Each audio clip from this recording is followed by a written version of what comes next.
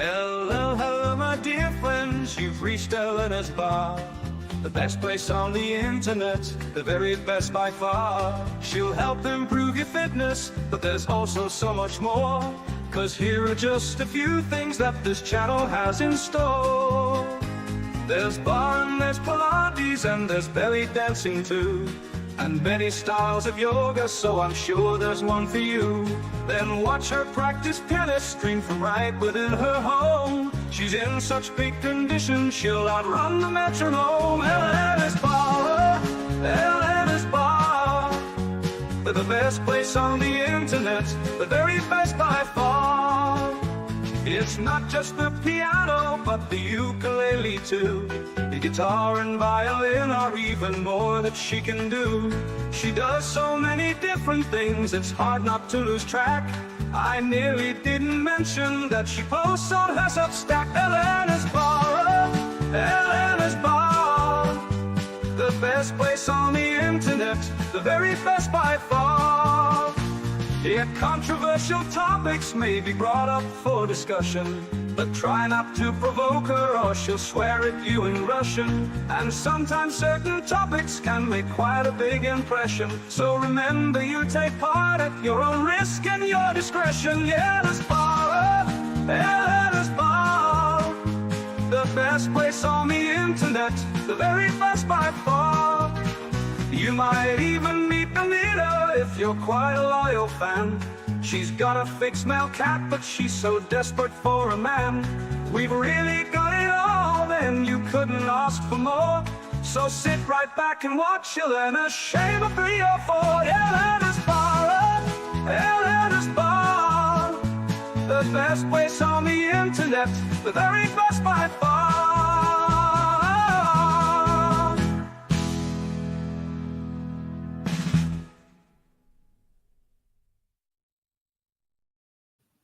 Hello, hello, my dear friends. Welcome back to Elena's Barre, low impact full body workouts, and to the resurgence of sanity. How are you doing, guys? I'm doing great. Great. Plutarch, did you sleep enough today? We'll see. We'll see. Okay, White Claws is here. Great to see you, White Claws. Yeah, guys, if you remember to drop a comment if you have thoughts and ideas, we will happily bring them up. And remember to please like, share, and subscribe. I always forget to say that. It helps the channel. And today we are actually diving deeper into this topic because I recently was on Donovan Sharp's live stream where we talked about TradCons and TradWives, and he asked me about the red flags of the TradCons and TradWives. And it's a deeper topic. And the guys in the Resurgence of Sanity, they talked about it a while ago when you were talking about the mask she wears. Do you remember, guys? Oh, yeah, I remember that one. You remember? Yeah, it was a long time ago. So if you want to watch the full live stream, guys, you can always go subscribe to the Resurgence of Sanity YouTube channel and check that live stream, because today's conversation is going to be based on the one that guys talked about. And yeah, we will dive in deeper and we will explore what are the hidden signs mostly of the TradCons and TradWives, because we all know the outside signs. They are very visible, right? They're usually very loud. I can even bring up my article that I wrote on Substack where I pointed out those signs that you could be paying attention to. But there are also hidden signs that are not so visible, and you will have to do more research, right? So, yeah. Steve, tell me about the mask that women are wearing. Okay. Well, it all starts out with the concept of baggage. Okay. Every woman has baggage. It's that stuff that, oh, I don't want to remember that. I don't want to deal with that. Oh, I don't want to tell anybody about that because I might not be loved if I told them. So they hide those things. Mm-hmm. And you know, the modern relationship gurus say, oh, when you start a new relationship, You don't go in and tell people all about your past and blah, blah, blah, because it's too much stuff. The past is the past. We're living in the present. Great. It's good advice for the first couple weeks. Or if she's a friend, or, it's a spinning plates type thing. If you're not going to get serious, no, there's no reason for the man to tell her about the past, and he always has to be cautious. But should he know about her past? Well, if he's going to get serious with her and evaluate her for more than just a temporary relationship. So baggage exists. Mm-hmm. It always exists. So does the baggage determine the mask that she's going to wear depending on her prior sins, let's say? Not really. She's Okay. going to put on a mask. She's going to pretend, Mhm. yeah, that stuff didn't happen. We're going to forget about that. I'm a new me. Mm-hmm. Okay, that baggage comes with her. Inside that baggage is a time bomb. It's ticking away. Mm. He So she doesn't. feels the pressure. She feels pressure that she's running out of time, right? No. It's just the past will come out if it's a significant event. Uh-huh.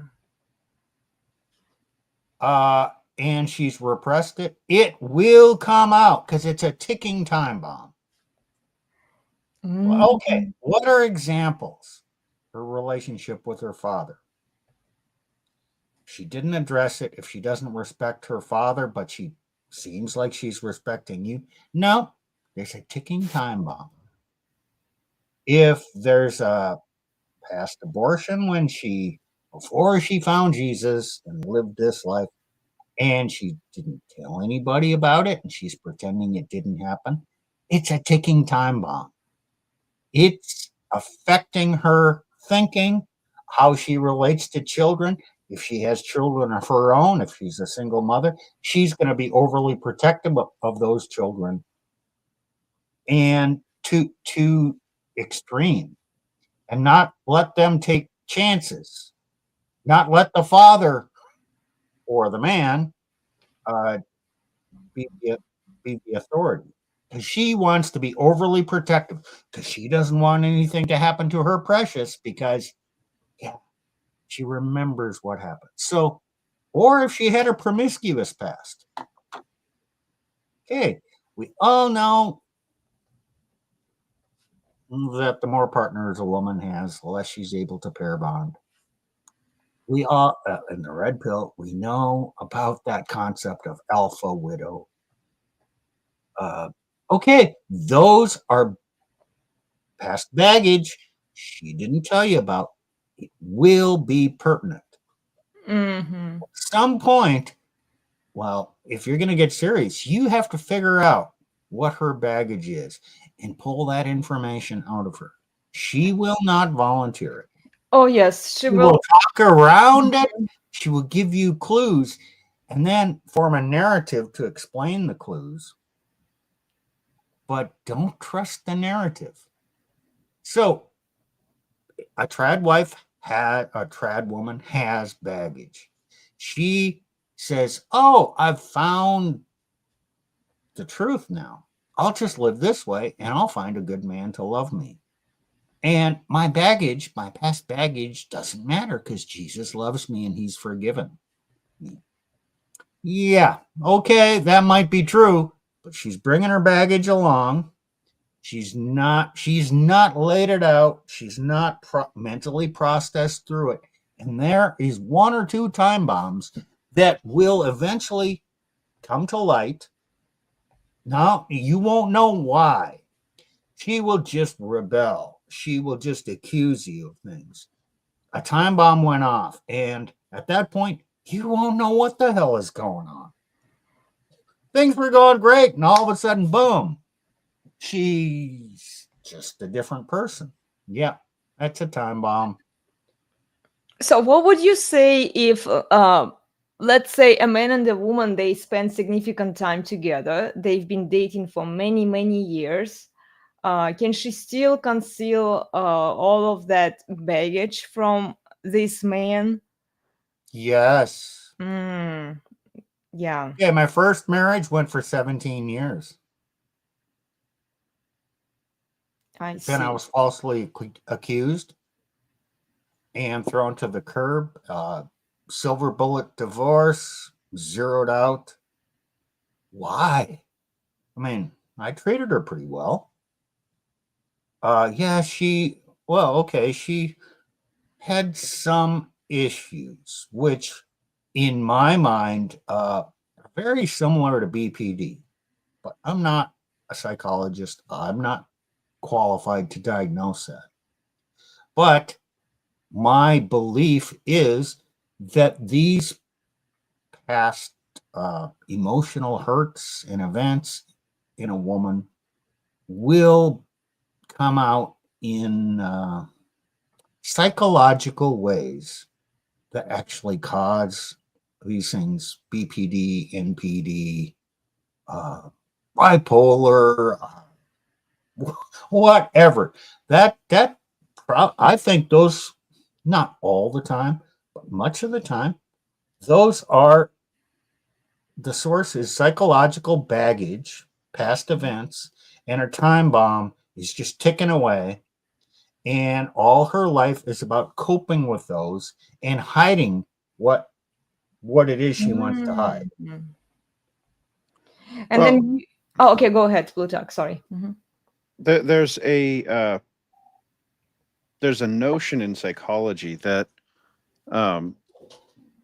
when you can change your, I don't want to say you can like change your psychology, but like when you hold on to something for a very long time, okay, Steve, 17 years, that's a very long time, right? sure.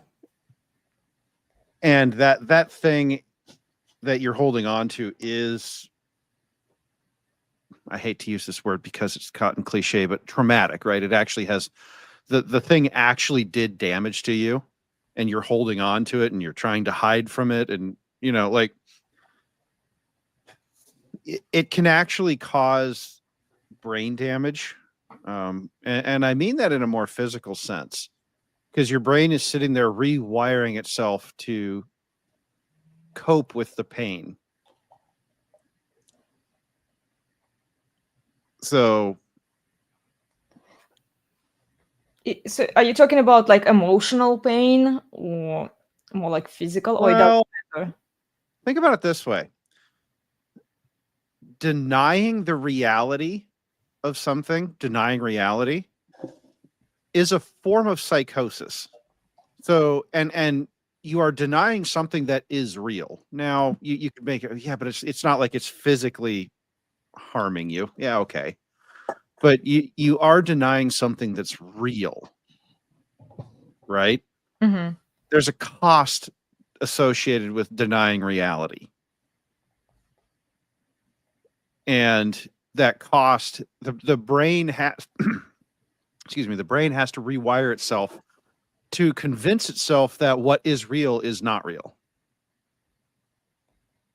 Well, it's like Let me self-gaslighting, and this is what they do to. Eh, let we me all give have you to an do it to some example, extent. because this is close to what I've figured out. This is what I think happened.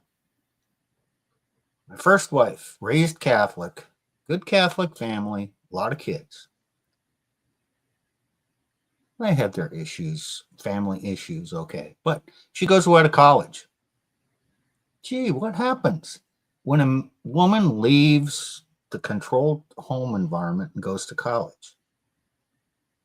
She explores, experiences, has fun. But yet, what happens at college doesn't really see the light of day. Let's assume she gets pregnant.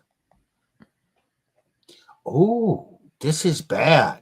I want a career, I want all these things, but I don't want to be seen as a promiscuous woman. So she privately has an abortion. And yeah, okay, then there's a gap in her life. She drops out of school because she's trying to mentally process this. She finally comes back and nobody knows. Nobody knows about this. She finishes school and she goes on. And then she meets Simp Steve. He's an engineer. He's got a good potential. And okay, looks good. Let's get married. So she marries me. Not really attracted to me because she's had enough bad boys and had her past. But she's not sharing that with me. Never will, because her persona, her mask, is the good Catholic girl. But at home, yeah, she's just a little bit, a lot demanding. Okay, she came from a female-led household. Yeah, her mother wore the pants. Okay, so then eventually, it gets too much for her to bear. And she has to accuse me of something in order to justify getting out of the marriage because she still has to be the good Catholic. So she accuses me of nasty stuff, and then the system comes against me. And you cannot prove yourself innocent. You can never prove yourself innocent. But Especially if you're a man. Yeah. well, no, it's impossible. Our justice system is based on proof of you must be proven guilty. But in family court or in woman's mind, no. It never works that way. Once you're, as a man, once you're accused, she doesn't have to prove guilt, and you cannot prove innocence. So, what caused? Okay, there's never one cause to a divorce, never. But I believe the baggage that she carried with her finally was that ticking time bomb, and it blew up. Now, how did I determine that this is likely what happened? Well, once I asked her if she had an abortion. Holy crap! Did she come off the rails and rant and rave? But how could I accuse her of such thing? Yeah, I think her reaction showed that it's like poking a sore spot or a wound. Oh, go ahead. It's funny that you mention you can always ask them a question if you kind of know what to ask and if you're paying attention to how they behave. I recently had a conversation with one woman, and I told her that all career women, they have high body count. You can prove me I'm wrong, but this has been my observation, and I've watched a lot of big panel shows. I've seen those women. They are all high value women. In fact, I mentioned it in my recent article.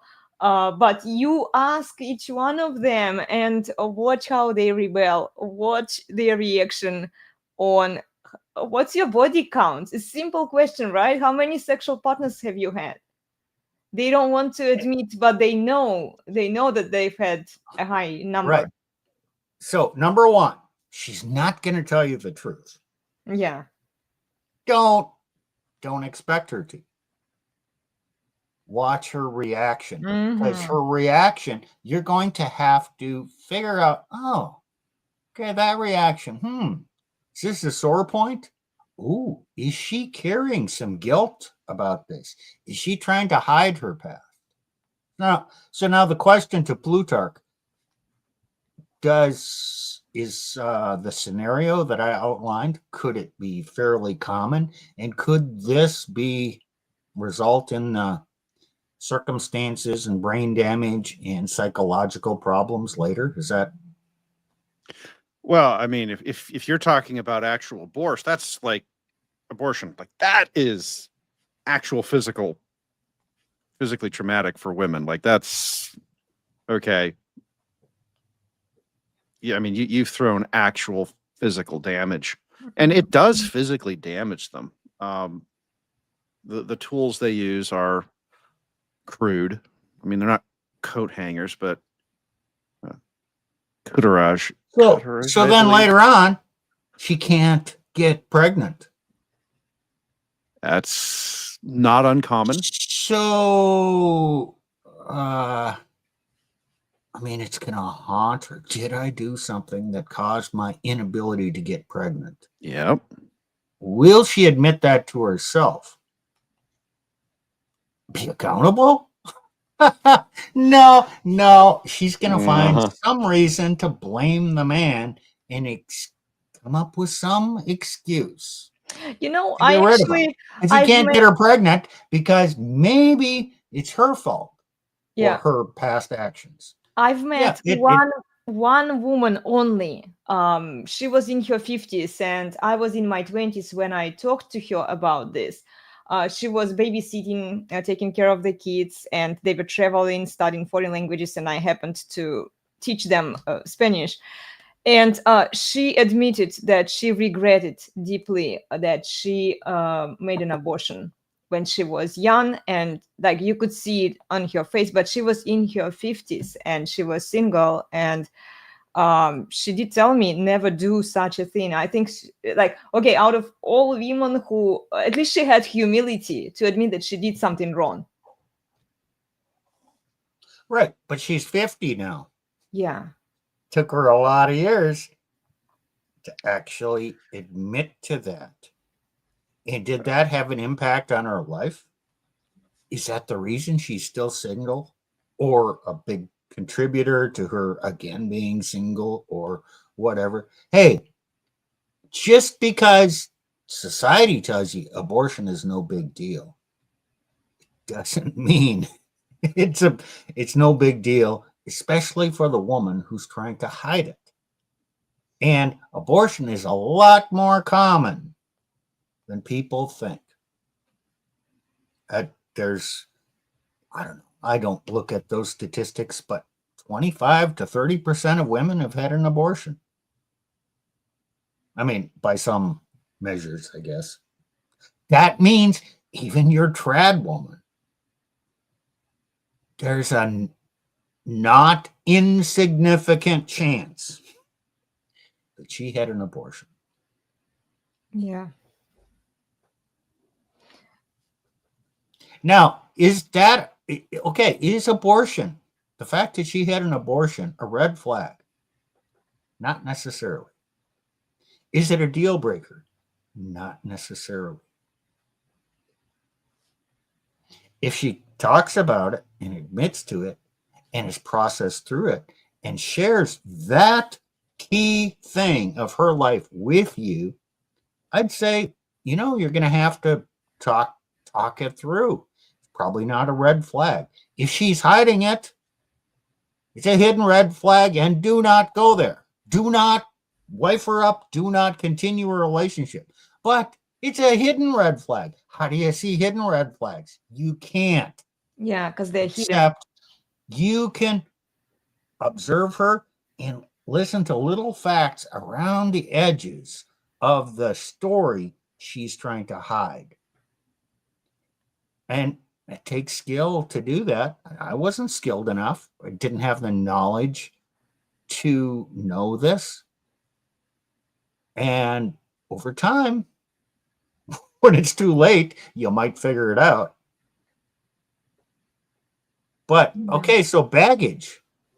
She has to unpack her baggage to you. If she's a trad woman, you have to know her baggage.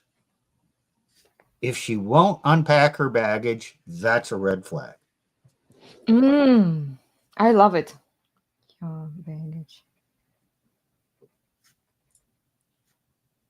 Now, don't do this on day 1 or week 1 or week 2.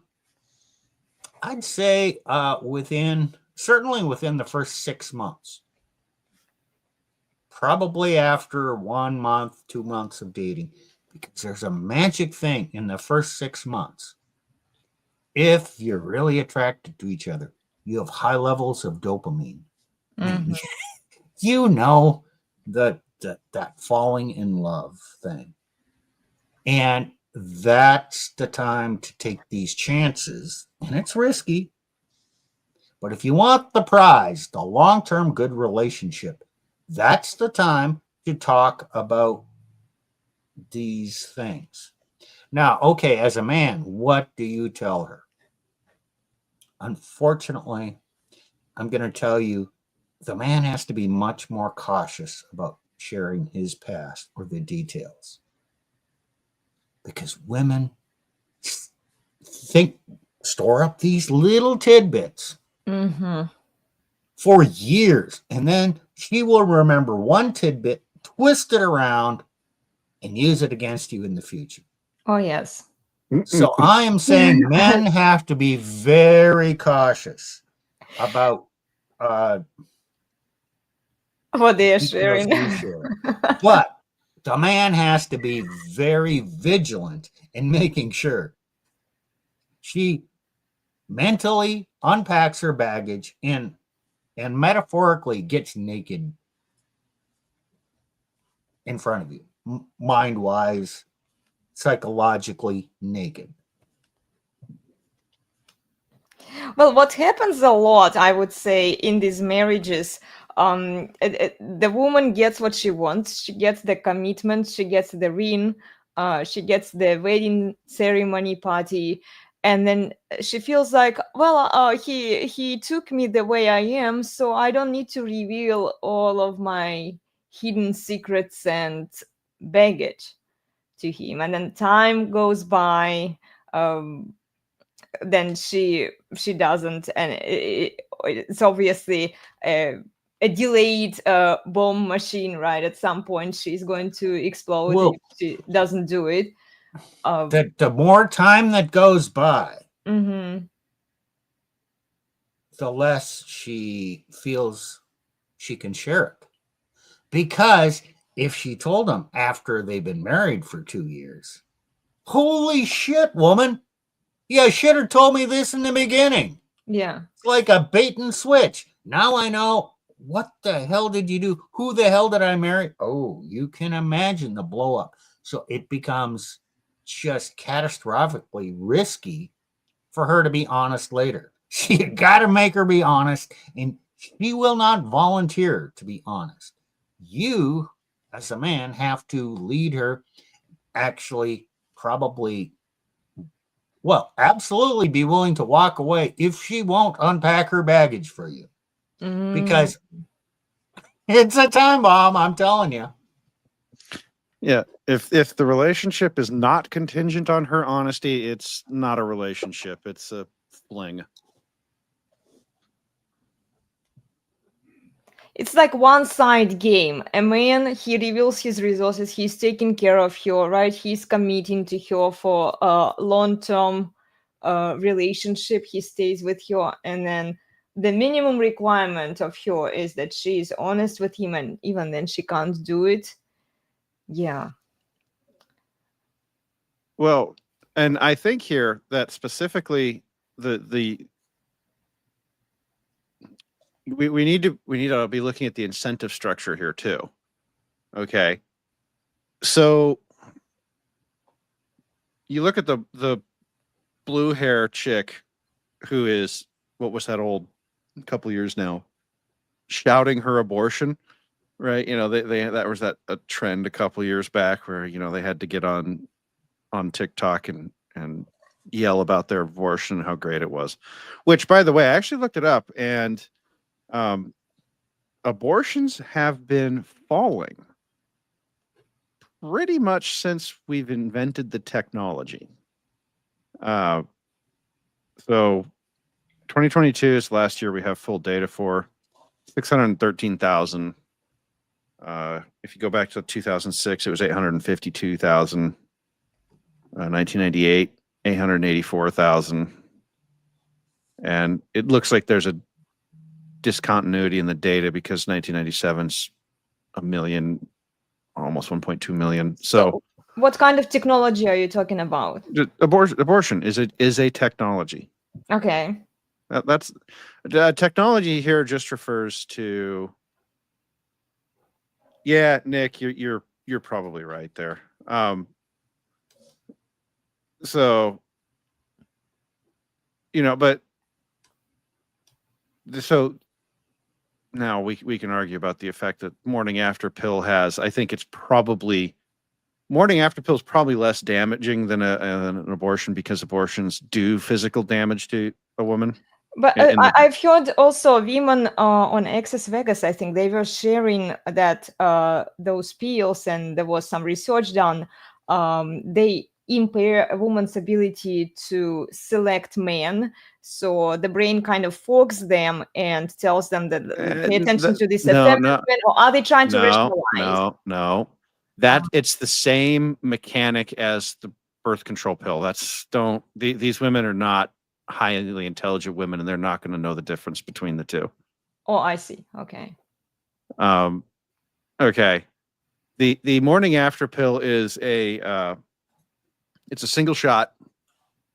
It's a bunch of hormones that cause your body to create some pretty nasty. It creates a pretty nasty hormonal imbalance in you, but then it goes away. It does its work and it's done. Oh, yeah, I've heard that one. Okay. I'm okay. confusing it with something else. The word I think it's an abortifacient. Yeah. The hormone that causes your body to reject the embryo. But here's the psychological difference. You need to take that before you know that it's a life. So there's less guilt involved, because you don't know for certain that you were pregnant. But when you have an abortion, you do know for certain, absolute certainty, that was a life, and you were terminating that life. Correct. Yeah. So, I mean, you could make an argument, and the left certainly does, that the morning after pill is less damaging to women. Well, I think we talked about microchimerism recently. Turns out that it's just even having lots of partners is not that good for you.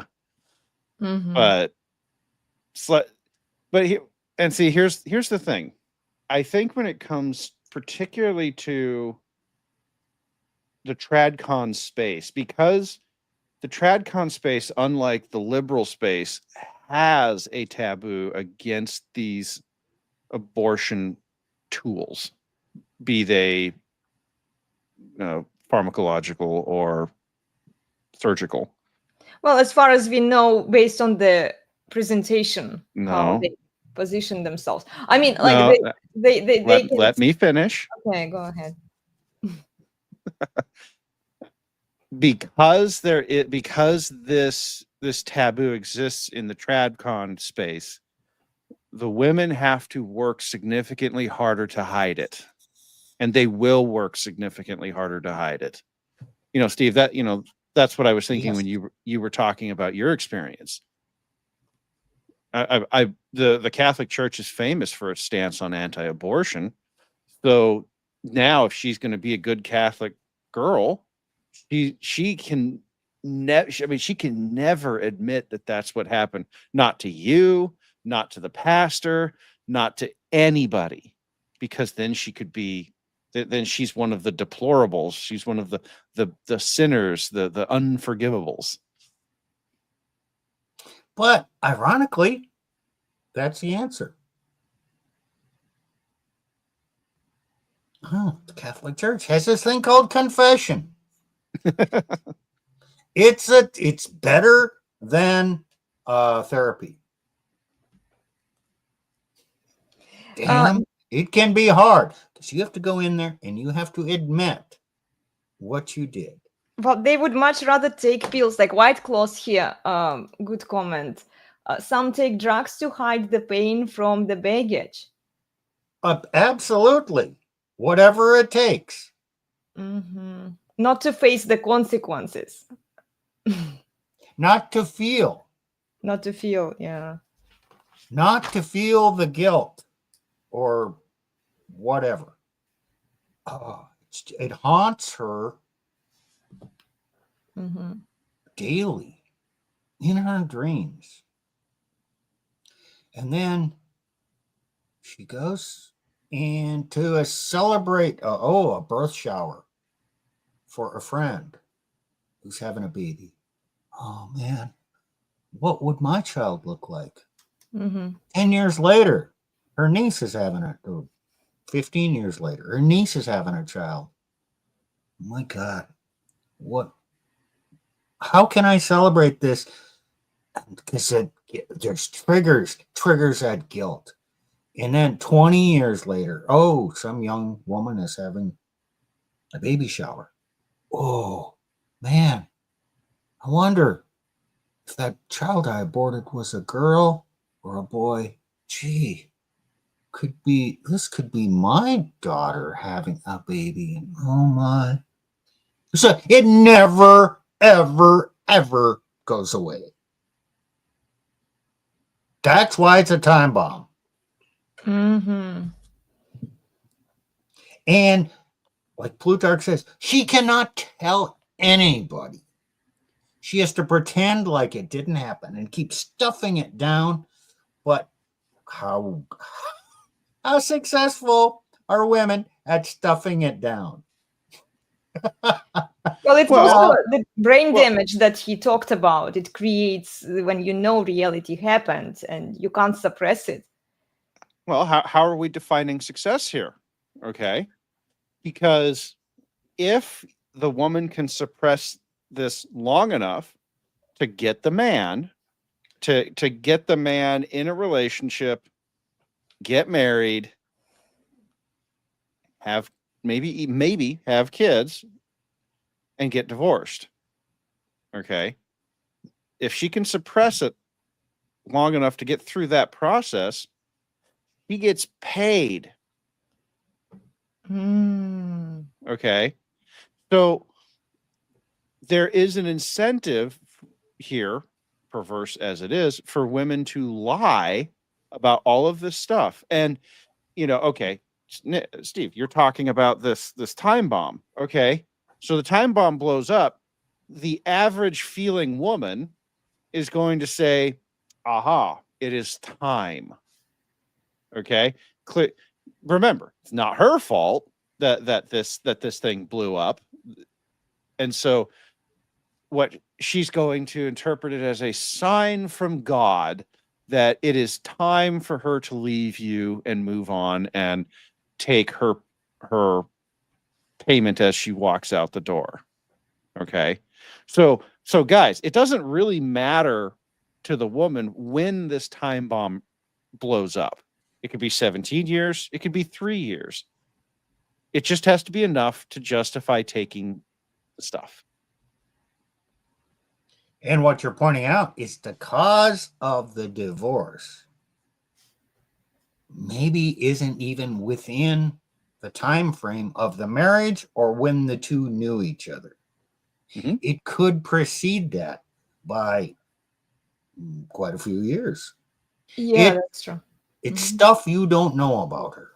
So I don't know if we want to stay on this topic. So that's one red flag.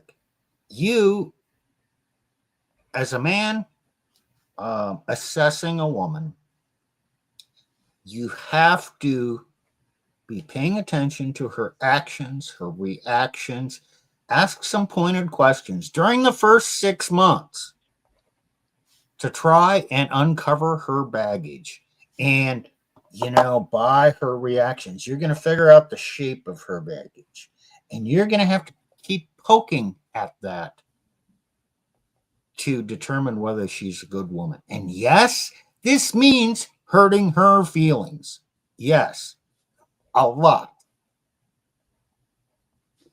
Because hurting her feelings there's nothing wrong with that.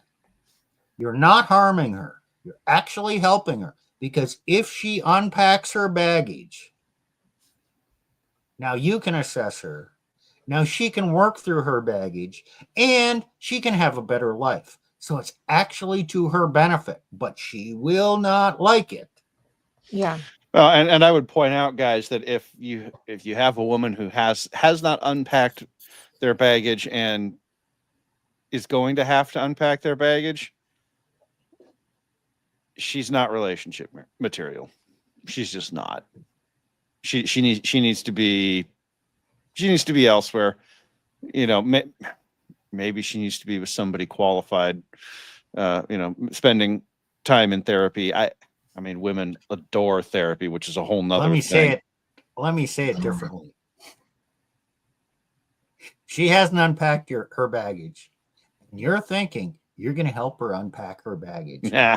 Victor, are you Captain Save-A-Ho? Right.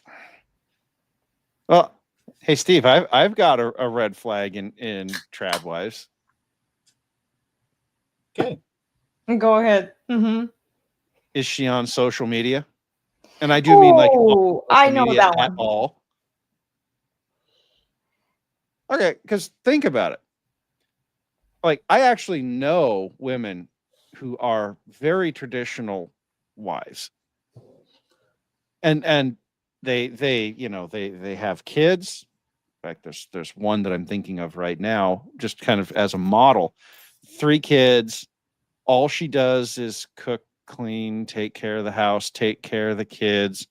Dad works some reasonably well-paying job that they can afford to do that. They don't live in an expensive area, so you know it doesn't have all of the action of a city. I actually think they're somewhere reasonably rural. Okay. And zero social media presence. Doesn't even have a Facebook, no Instagram, none of this. Okay. If you're a trad wife and you're on social media, I have some bad news for you. Mm-hmm. You're not a trad wife. You're not. Yeah. You are. So you guys have heard this term LARPing, live action role playing. You are playing the role of a trad wife on social media for the purpose of gaining socially acceptable clout. And I use the term socially acceptable here because we all know that women can get naked to get clout. But it's not always socially acceptable. And it's especially not socially acceptable in the TradCon space. Right. You look like you have something to say, Steve. It's kind of an escape life. She's living a parallel life. She's LARPing over here, but yet she's engaged in social media for attention. It becomes an addiction to the same level that men who spend all their time playing video games or role-playing games, computer games, they totally immerse themselves in that world. Nothing wrong with it on a limited basis, but it can become all-consuming. That's so true. Even I find myself addicted to social media, and I didn't have that problem before when I wasn't on social media. So actually, it's funny you bring that up, and I know why she brought this up, because last night we did a little bit of comparison, didn't we? We did, yes. So your phone, all your phones have this in the settings, will be a screen time tracker. Okay. And it will even tell you what apps you're using when you're doing this. And so I pulled up her phone, and yes, men, I have full access to her phone. And I looked at the screen time usage. Tuesday, 9.5 hours, 3.5 hours on Instagram. What was I doing on Instagram? I don't even remember. She doesn't even know what she was doing. Now, I can guarantee you it was a combination of doom scrolling, because she's a notorious doom scroller. Yeah. And I'm sure there was some posting and chatting, and I can go pull up her Instagram right here on my computer, and I could even go check to Tuesday. see What what did she I do? was what she was Hey, doing and saying. Elena, Yes. did you enjoy this conversation? Yes. Which one? Really? Which one? Oh, the one yesterday with my husband? Or this Yes. one? No, not the yesterday's one. Oh, okay. So,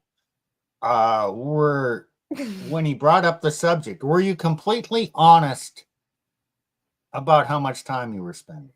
I didn't know, but apparently the phone So- tracked. She knew. Well, yeah. Obviously, he had to draw the truth out of you.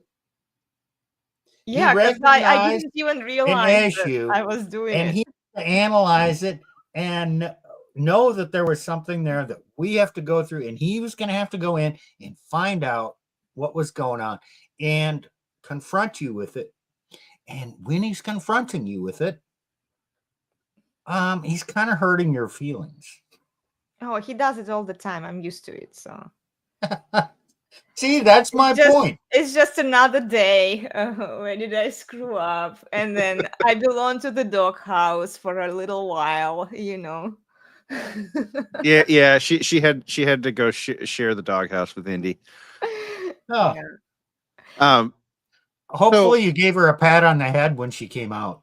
I did. See, this is why it feels so good.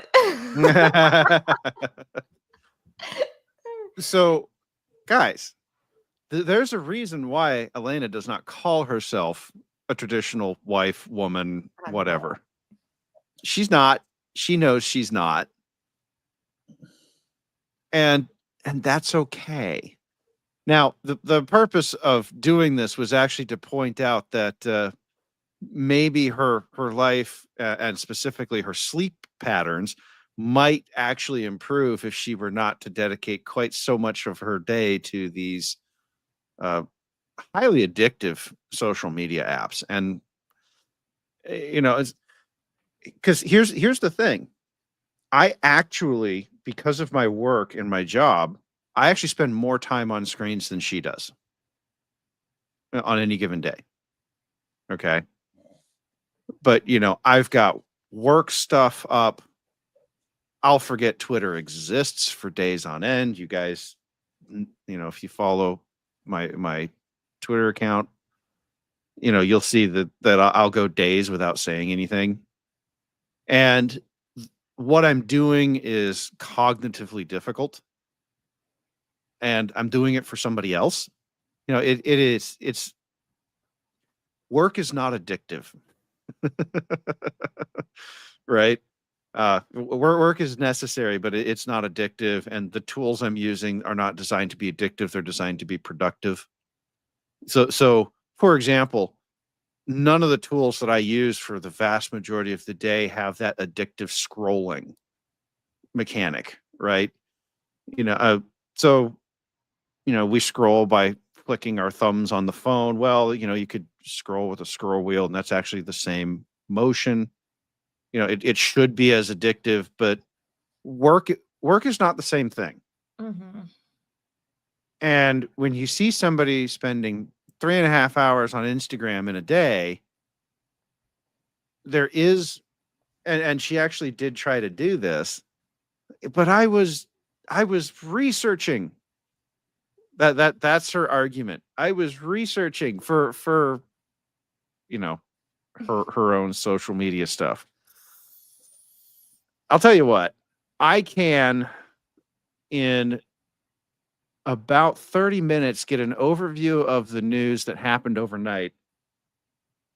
And not just Twitter, you know, I've got other news sources. I've got a really cool Discord channel that does all this news aggregation for me.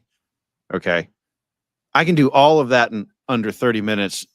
I usually, you know, I wake up, roll over, scroll through the news, and then maybe I'll respond to a Twitter post, and then I'm up.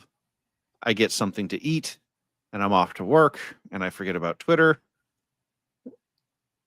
So, we compared the amount of time spent on phones, and yeah, I don't, I'm less than an hour on most days. Wow. So when we talk about TradWives, if their phone has large chunks, and guys, I would actually say that you should be checking. I mean, you would check your kids' usage of social media, would you not? Right? If you had kids, and would you not be monitoring their social media usage? Mm-hmm. Check your wife's social media usage. And if she flips out, you have another red flag. Yeah. Okay, let me make the comment here. One of the things she's going to say, well, if you can check my phone, I can check yours. Go for it. Okay, on one level, yeah, fine, whatever. So I'm not afraid of that. On the other hand, no. You see, you are accountable to me if you're my wife. I am not directly accountable to you. I'm accountable to God. So, guys, he shouldn't be doing anything illicit. Therefore, yeah, if she wants to look, whatever. On the other hand, she's going to look, and then she's going to use tidbits of things. Yes, this is what I was thinking. To use it against you. So ultimately, you got to kill that equality. Yeah, you don't. That Like, we're equally accountable to each other. Bullshit. I don't check on his phone ever, except for when I'm out of battery on my phone. Yeah, and and then she's not checking my phone. She's desperate for her fix, guys. Yes, that's the only use. So neither of our phones have pins on them, but I do have apps that have pins on it, like my work email. That's a policy that work has set, that I have to have a pin on it, and so on my phone, I spend so little time on that thing anyway. There's just so little going on there, that it's like, I take my phone security very lax as it is, because anything I care about, if the phone gets taken from me, is covered by different security mechanisms. So that's just a me thing. And I mean, I guess you could say all of my dark secrets are on the computer anyway, because I spend most of my time sitting at a desktop working. And so I just personally haven't ordered my life around my phone like most people do. So, that's, and as I say this as a bit of a kind of like an aside here, is when you're doing this, you guys have to be cognizant of who it is you're dealing with, right? Elena exists to serve her phone god, where I don't. I saw that face. Well, social media is addictive, guys, and another red flag that is kind of related to your article, Steve, the Team Woman article that I also mentioned during the show with Donovan Sharp. It's a big clout. If a woman has big following on social media, that's a huge red flag. Even like the social media presence that my husband mentioned, but like if she's very active, if she's like getting all of that attention from all of the people, I think it's a huge red flag too. Can we move on to the next red flag? Yeah, sure. Elena is going to love this one. Okay. Is she fat? Yes, I love it. So we have to throw her a bone here. Wait. Oh, she's such a good woman. Yeah, she's a bit on the overweight, a little bit wide, but oh man, she's a good church woman. She loves Jesus. oh, she's traditional, all that, but she's fat. Is that a red flag? It should be. A lot of people would say that her appearance, so they would close their eyes if she's not like a top model or like she has slight curves in her body. But she has such a beautiful soul. Yeah, right, right. No, she doesn't. Okay, why is this a red flag? She's not disciplined. Bingo. Okay, and this is easy to understand. Go back to the 1970s. Find a beach picture of people in the 1970s. Wow, Beautiful. there are no land whales out there. I know, right? My God, whoa. Why are all these women so thin? No, they're not all perfect. And no, they didn't work out in the 1970s. The Men. diet was. It's the same thing with men. Hmm. Men weren't as fat in the 1970s as they are today. So why is being fat a red flag? Okay, you can blame it on the food and the additives and all that crap. But Mhm. really what it comes down to, it's the self-discipline. Self-discipline, yeah. To not feed your face all the time, not to eat your feelings. Are you able to deny yourself for your well-being? Because I'll guarantee you, if a woman is fat, she's eating too much. Because I know of a case where the mother was thin and still is thin. The man was thin and is thin. Mm-hmm. And they got a fat daughter. Yeah. Why? What's going on here? And her brother is thin. Why is the woman, the daughter, fat? Well, she has a whiny disposition. She's always blaming somebody else for her problems. Gee, she is still single and approaching 30. You know what? She even has a nose ring. But yes, she's a good Christian girl. Good Christian woman.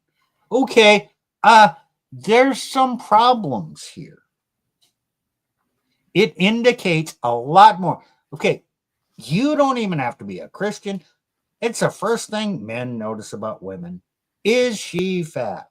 Yeah. Doesn't matter what she says about her life and her faith and all that. If she's fat, that's a damn big red flag. So true. We say, oh, it. Yes, so discipline is a huge aspect of it. But they say, oh, but we have to eat. And so this is why they want to blame it on the food, because they say, oh, well, we have to eat. So what we're eating must be bad for us. Well, I suppose that is true in the most ticky-tacky technical sense you could imagine. Well, the choices that they make, they still Exactly. choose to eat those bad things that are not healthy for them. Well, they choose to eat things that make them feel that give them pleasure, that make them feel good, right? So protein is, and every gym bro out there is nodding their head. Protein is the most important part of your diet in terms of your health. Okay. You can never eat ice cream, okay, in your life, and you will be healthier for it. Okay. Yeah, should you eat your fruit, some fruits and veggies? Yeah, some, but you don't need to make your life about them. But without protein, you die. The thing about protein is it does not taste as good as the sugar products do, as the ice cream does. And I'm using taste here somewhat loosely because protein does not give you the same dopamine rush. It doesn't have the same protein is not a psychoactive chemical like sugar is, right? Sugar is actually addictive.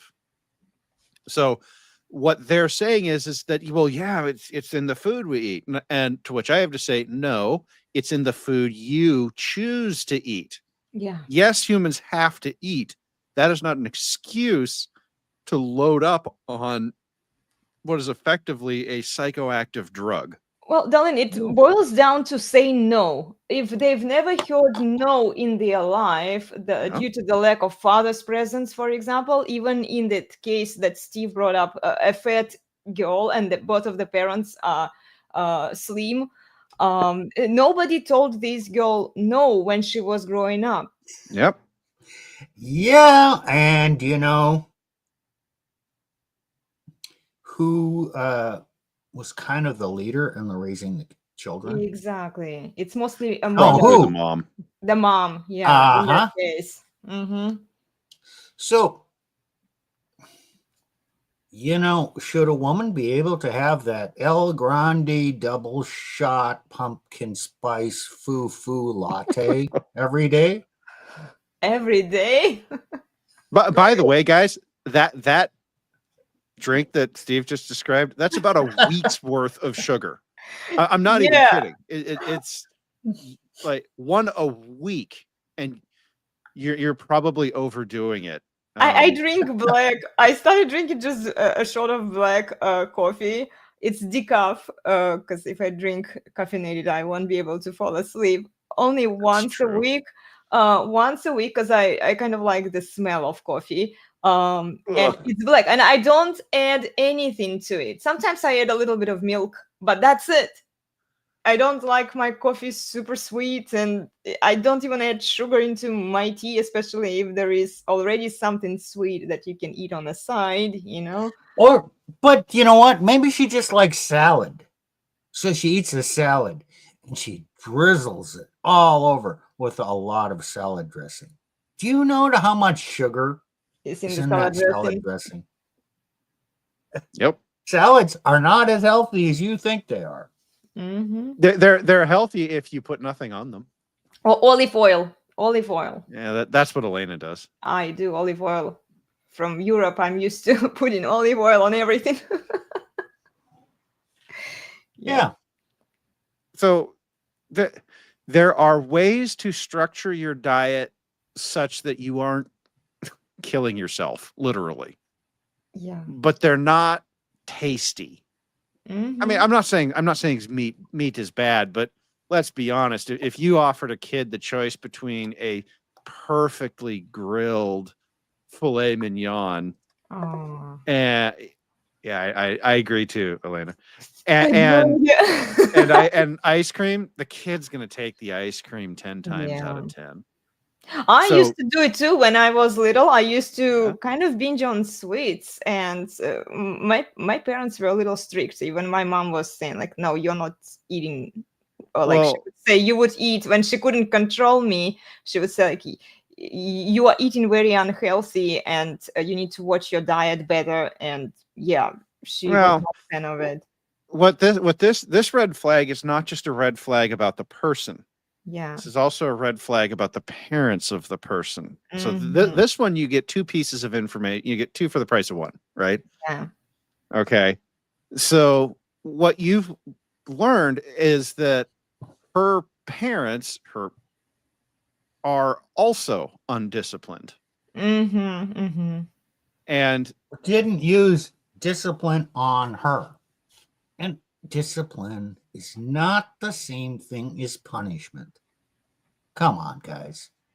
You know, I know, especially any feminists that come across this. Oh, you're advocating discipline.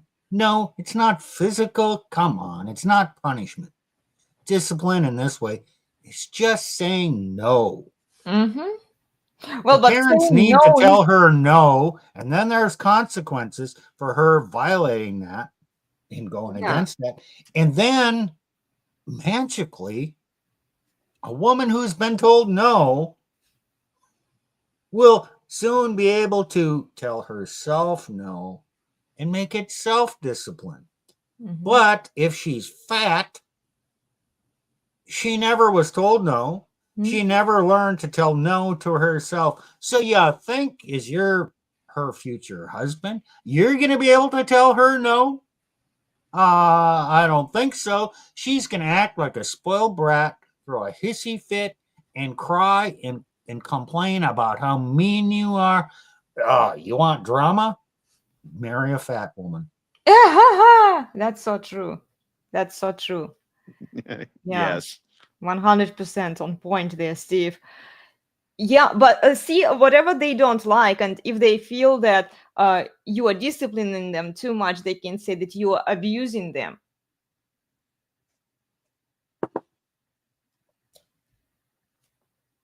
Yeah. And then, like, is it your job to fix what's broken? She's already broken. Well, that gets into this, back to this Captain Save-A-Ho thing that Steve Yeah. brought up earlier. You can't, at the end of the day, guys, we're not vetting to try and find somebody to fix. We're vetting to try to find reasons to throw in the discard pile. Yeah. Brutal way of saying So- it, but So should we move on kind of to the next ones? Kind of the same. Yeah, I want to Well, bring up one second. Nick dropped one Nick, for us. to yeah, talk. this is what I wanted to do. Yeah, stay Oh, far okay. away from the ones who are traveling. They are venomous. Secret 3 or 4 with impossible standards. Yeah.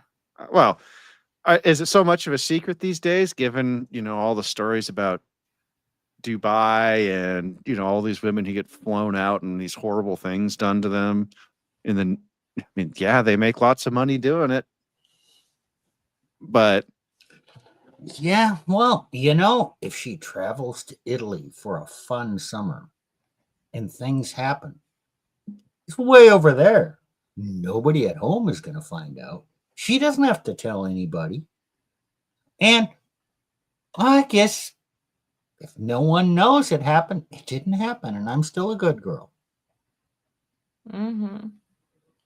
Well, and then they kind of tell on themselves because they are doing it for clout, for social validation and adoration, especially the chicks on Instagram, for example. They do the funnel marketing and then they promote their pages. They show themselves on these expensive yachts, having fun, doing sightseeing and all of the good stuff, right? That other women watch and want.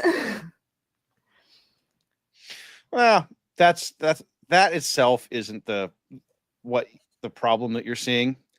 The reason it's a red flag is because a woman who is traveled, a well-traveled woman is a well-fucked woman.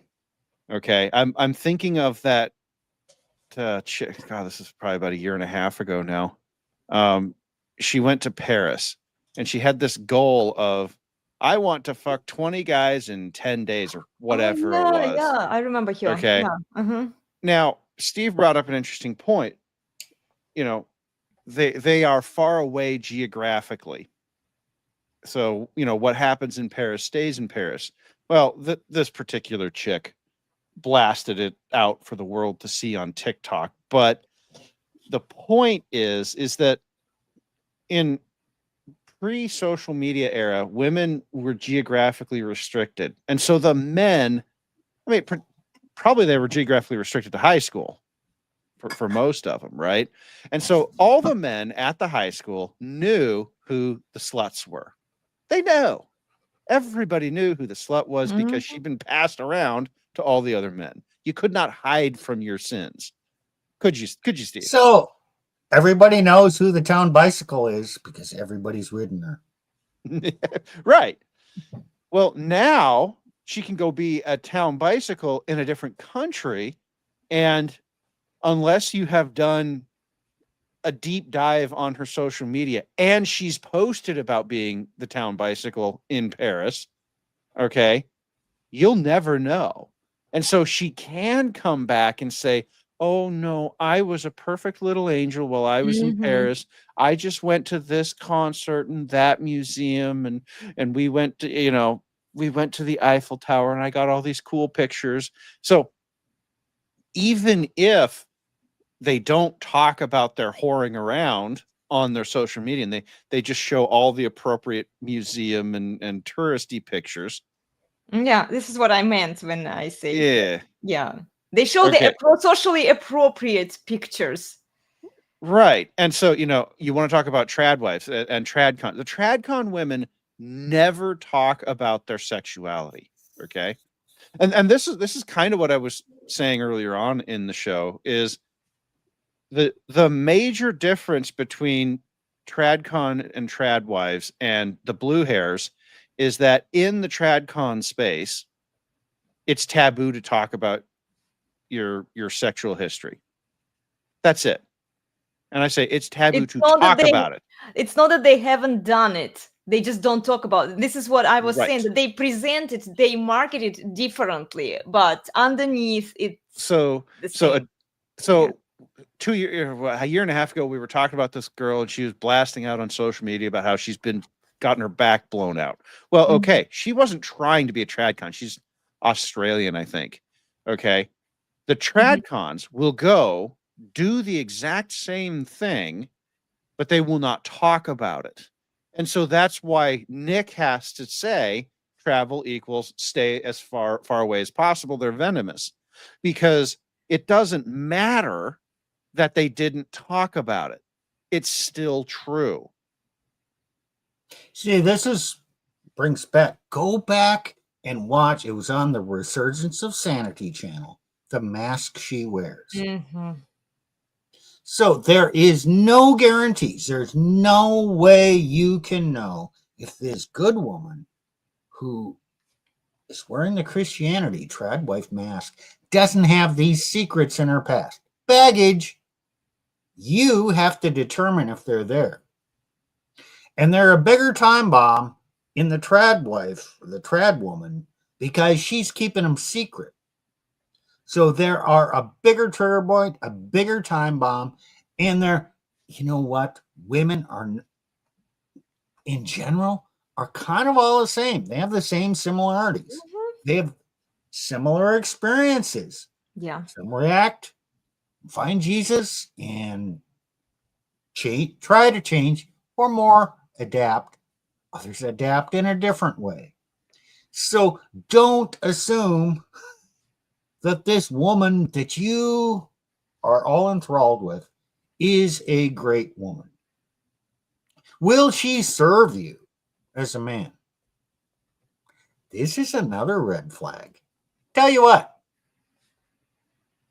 after a couple months, drop off your laundry and say, hey, will you wash my laundry? Make sure there's a couple shirts in there that need some attention. Is she going to return them to you all wrinkled? Or are they going to be pressed? Or maybe she's smart enough that, they're work shirts. They don't need to be pressed. So you take them out of the washing machine. You lay them out on the bed. You smooth them out so the plackets and, the stuff doesn't get all bent over. And you dry them flat. My God, it comes out completely wearable. Will she be willing to serve you into your laundry and be somewhat knowledgeable and care enough to give it back to you in good wearable condition? Because remember, the clothes you wear out in the world reflects on you, which then reflects on her because she's got a woman, or she's got the man that looks pretty decent out in the world. So that's a feather in her cap if you look better.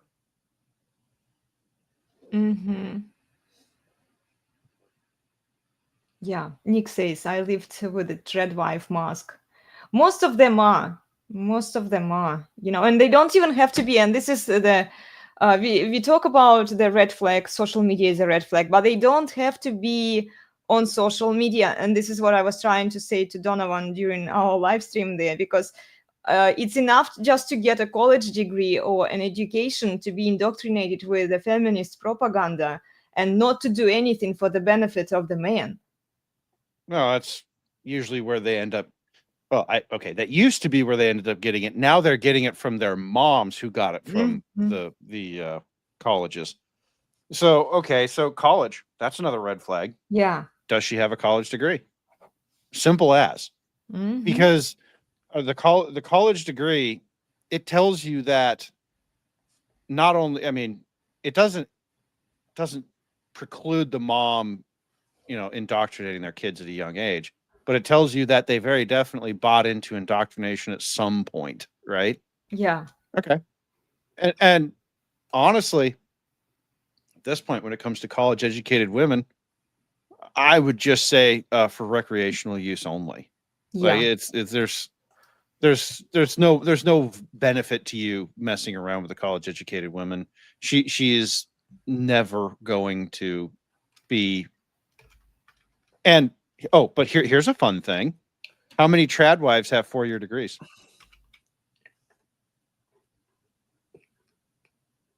Quite a few. Most. Yeah, most of them. Yeah. Well, we know that women get degrees at higher rates than men do. Okay. So, and how many times have we listened to a TradCon go on and on about how we should listen to them because they have a degree? Okay. When people start throwing their degrees and their credentials at me, I almost want, like in they love to talk in hiring. Okay. Well, but I have this degree and that experience. And I almost want to say, yeah, I'm just not because of your degree, but because you felt the need to bring it up, I'm just going to throw your resume in the trash. Okay. The degree itself may or may not be useful. Yeah, Nick says here, see the church women's studies she reads. Watch what she consumes. Well, yeah, just like we were talking about, watch what she eats physically, watch what her mind eats. No different. Yeah. This college thing. White Claws. Yeah, you will end up paying for the degrees and debts. Oh my God. Yes. This is true. So let me say this. Dumb women bore the crap out of me. I have no use for them. I want a high intelligence woman. Maybe smarter than most other men, so she's not been that successful, because a woman only wants a man that's smarter than her. If I can't measure up, okay, great. That's fine. But no, I want a very intelligent woman. Should she be educated? Yeah. But if she equates her credentials with her intelligence or education, oh, no, thank you. Because really, men and women are not equal. And she's going to try and use her credentials to bootstrap her up to claiming she's equal to the man. Honey, those are only credentials. You don't know shit. Most of the time, it's in credentials inflate a woman's perceptual self-importance. Intelligence, raw intelligence does not inflate a woman's self-importance. Education is what you do in your spare time. Do you know about what's going on in the world? What do you consume? Do you read some worthwhile things that help to educate and develop your mind? Or are you relying on your credentials? Well, credentials are a mask. And then oftentimes it's used to bludgeon the man, saying, well, I have a degree and you're just an HVAC technician. You might make more than me, but I have a higher education. Yeah, don't let the door hit you in the ass. Oh my gosh. Yeah. I see a lot of them are relying on their credentials, especially, okay, there was one woman, she was a psychotherapist or whatever. She had a degree or even maybe a doctorate in psychology. I asked her a simple question. Are you married and how long have you been married? To talk about relationships and giving out advice to other women. She couldn't answer a simple question.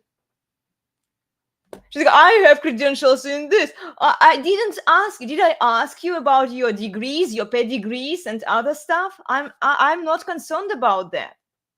In fact, if she hasn't been married to one man, this will be reflected in the advice that she gives to other women. And then, as it turns out, on her profile, it says she, her. Okay.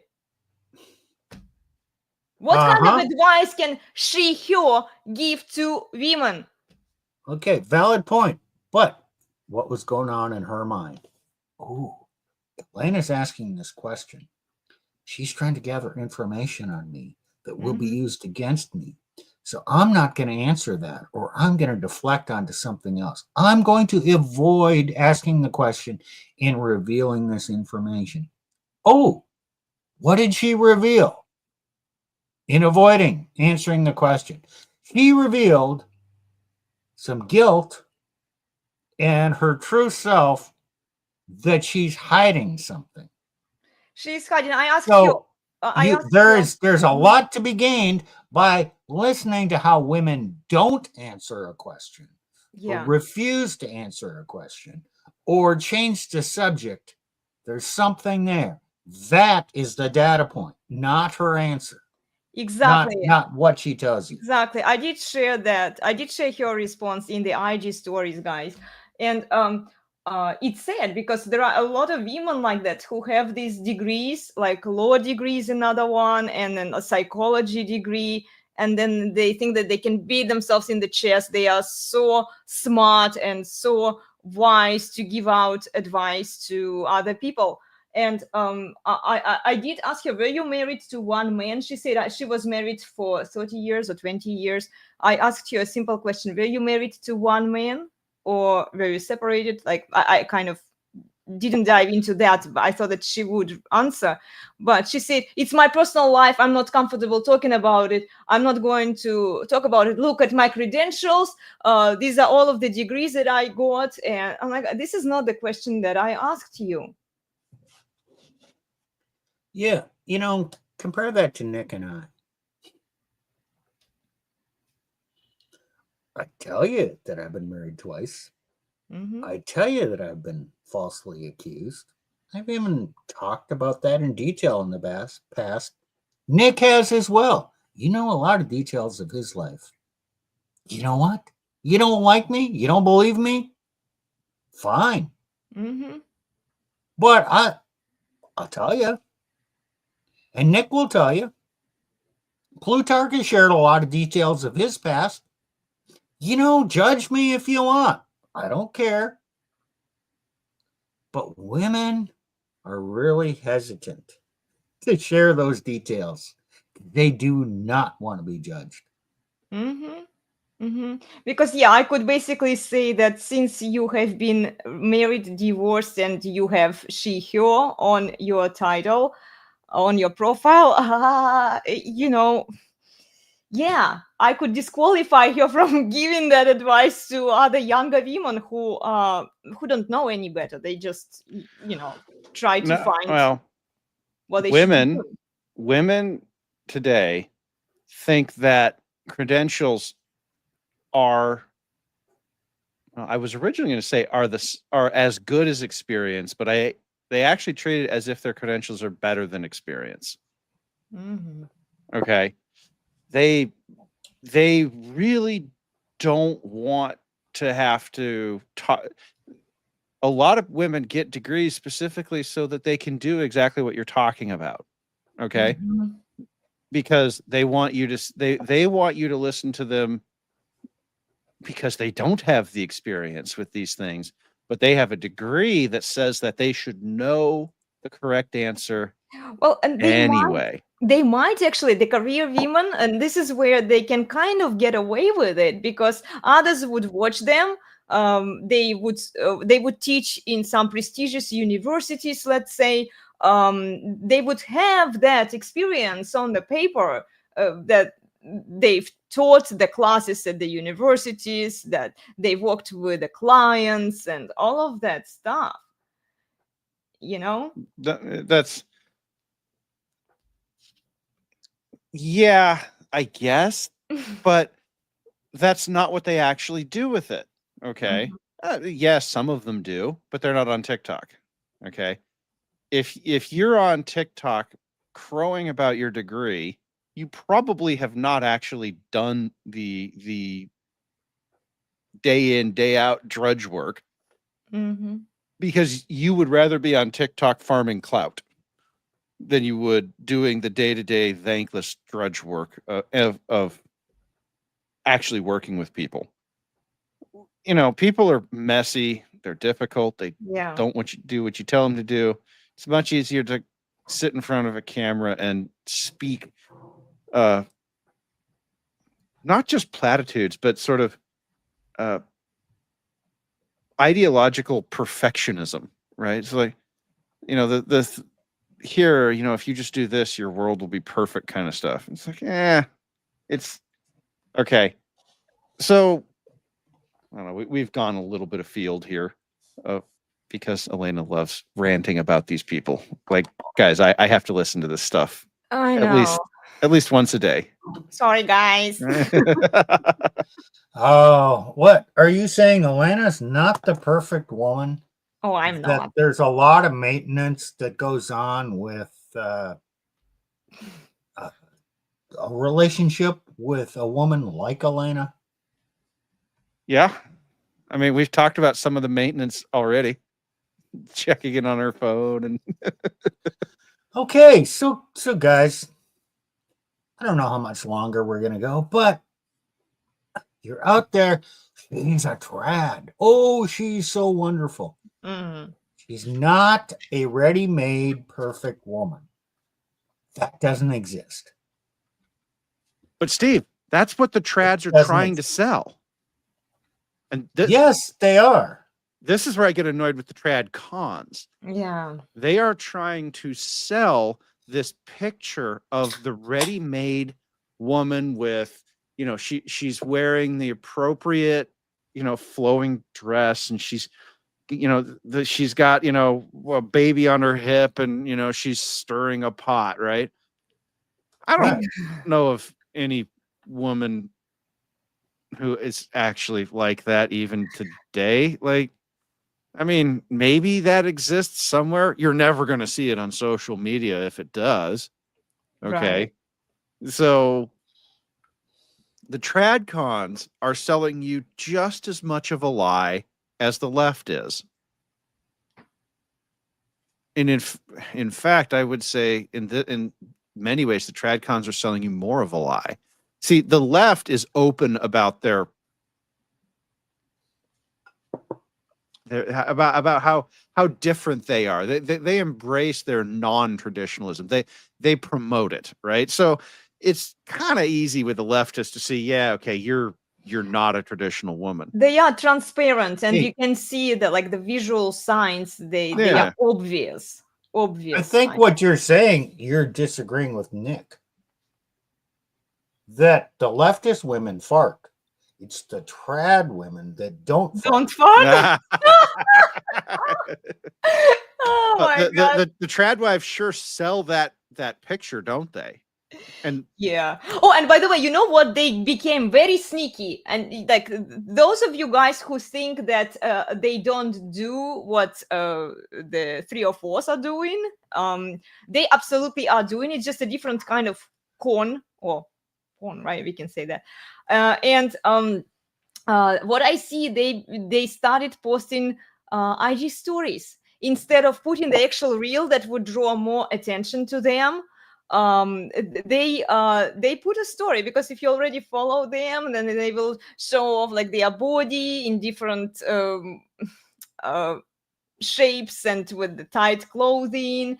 They are doing what every other woman is doing out there. Well, But you what? you just don't see. It's not. Well, no. What you're describing is that they recognize that unlimited, uncontrolled access to their message, to their platform, comes with the risk of somebody who they don't like using it against them. Oh, like us, right? Uh-huh. Okay. But if you put it out on a more controlled form, it gets harder for that. Oh, look, she's hiding who she is again. Mm-hmm. The TradCons always have more reasons to hide their past, to hide their present behavior, right? Because and here's the thing: we are seeing more and more women come into the TradCon TradWife space, and I mean, I keep bringing it up because it's such an egregious example, but Nala, right? Oh, She there is a Nala, and I bring it up because Nala gave the playbook or the template for how these women can redeem themselves by prancing around on TikTok, but in more politically acceptable clothing, right? So, Nala, she was, of course, an OnlyFans creator.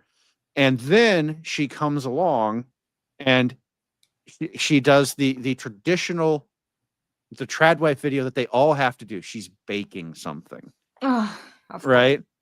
But she does the exact same facial tics that earned her all of that OF money.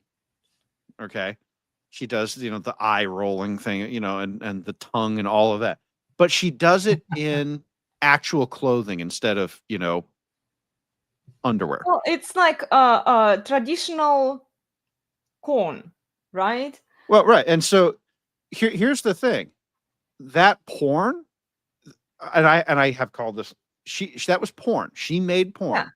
But because she's not in a state of undress, it doesn't qualify as porn under the rules of Instagram or And TikTok. this is how they get away with it. Right. But it also doesn't count as porn under the rules of TradCons, TradWives, and the church. Okay. Now, we've talked about this before. The church has a massive problem with recognizing what porn for women looks like. Okay. Porn for women does not look like pulling up the hub and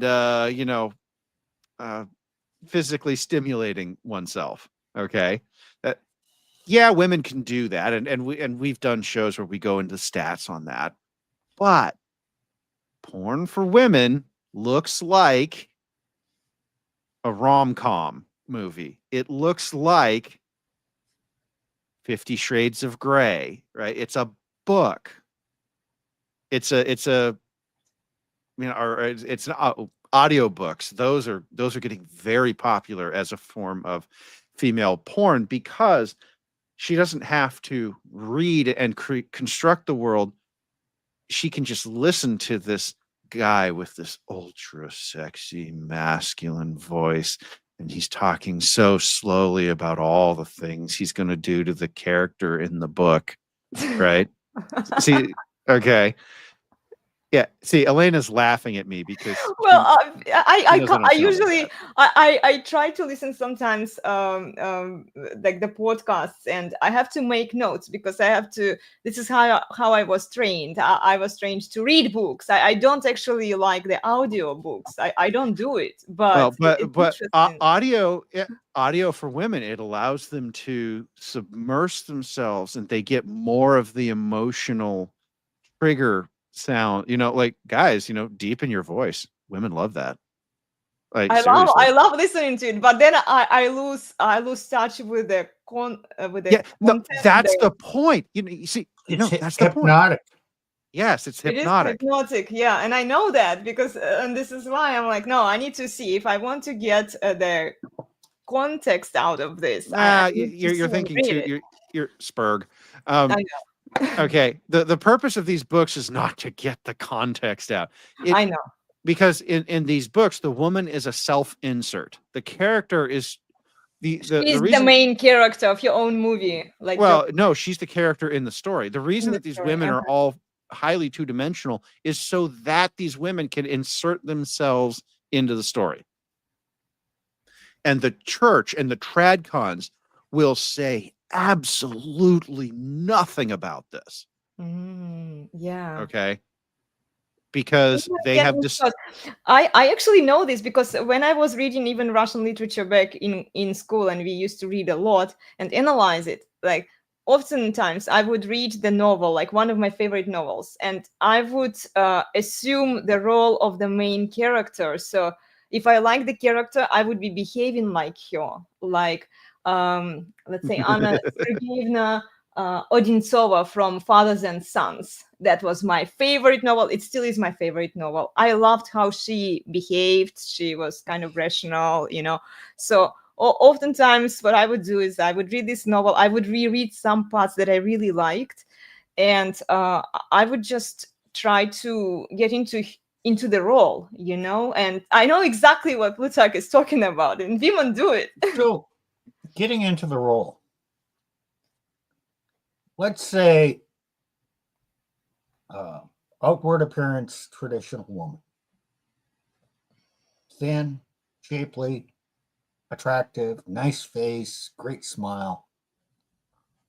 And she's not dressed provocatively. She's wearing a modest skirt, knee length or below. Blouse. Yeah, so you can see there's a thinner waist, bigger hips, all that. So, Elena, that woman walking down the street, if you were that woman,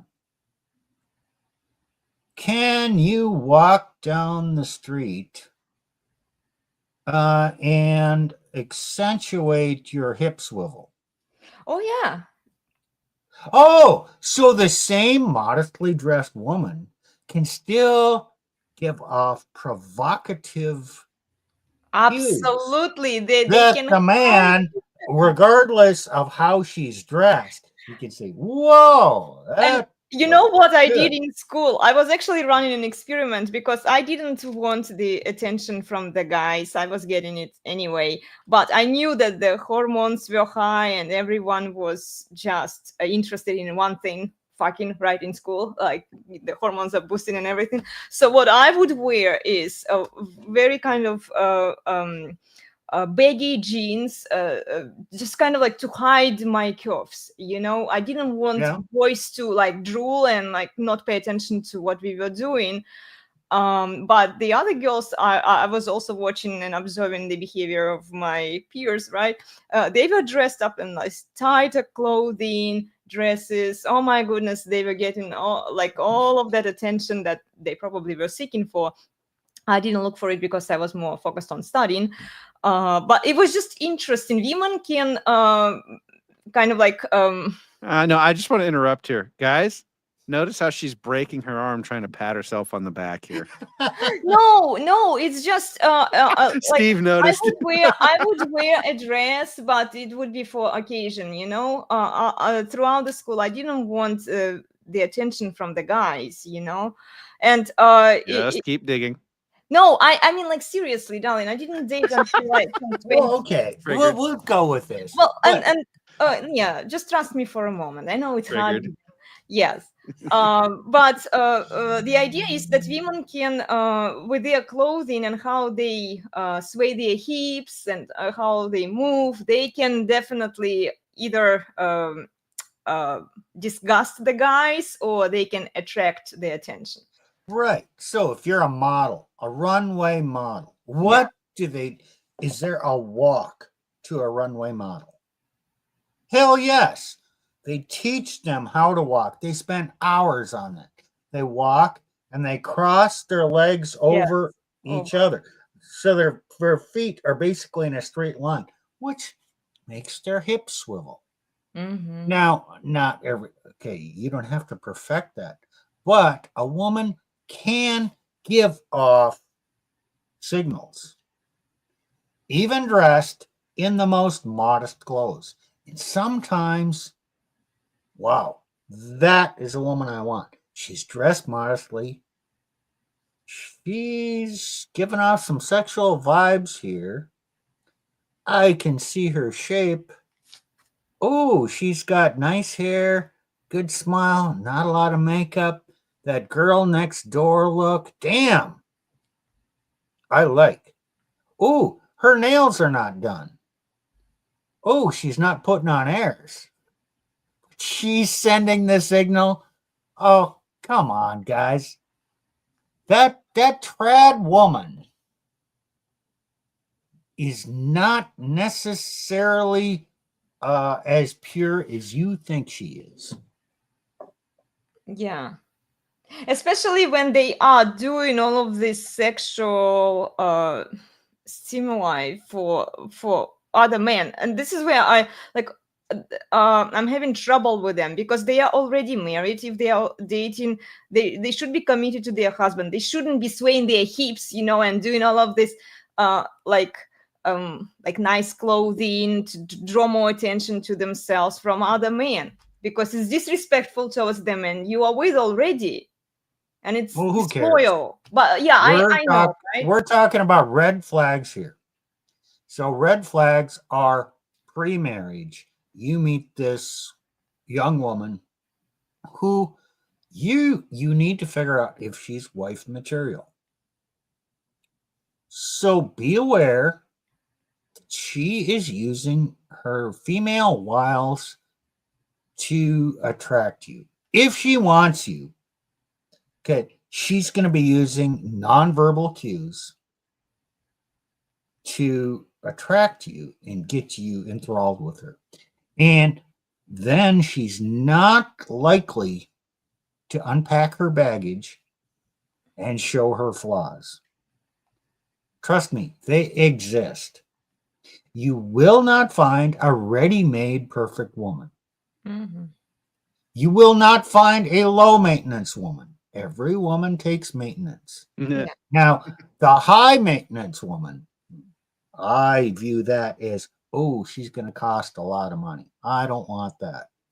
But if you think you're going to find a woman and you don't need to spend any time paying attention to her, figuring out what she's saying and what it means, what she's not saying and what that means, it's a lot of work. A woman requires a lot of maintenance. And a good woman requires a lot of maintenance. Mm-hmm. Yes, Steve. I know. That is so true. I mean, guys, Elena's not the worst woman out there in terms of maintenance. She's really not. Okay. We live a pretty small lifestyle. We don't do flashy stuff. We don't, I mean, when was the last time she posted pictures from any trip on her Instagram? Well, that tells you. Actually, never. I did post a couple with my dad, because we used to Well, travel a lot. but right, but it's just like we don't travel much. We don't go out to social events much. We kind of stay at home, do our thing. She is not the worst out there. She's really not. Well, I And have my instruments. well, no, it's not Yeah. about that. Okay. She is not a woman that requires huge amounts of financial and time inputs. And yet I still check her phone. We still have to have conversations about the Instagram usage. I still have to game her. I still have to, demonstrate my frame.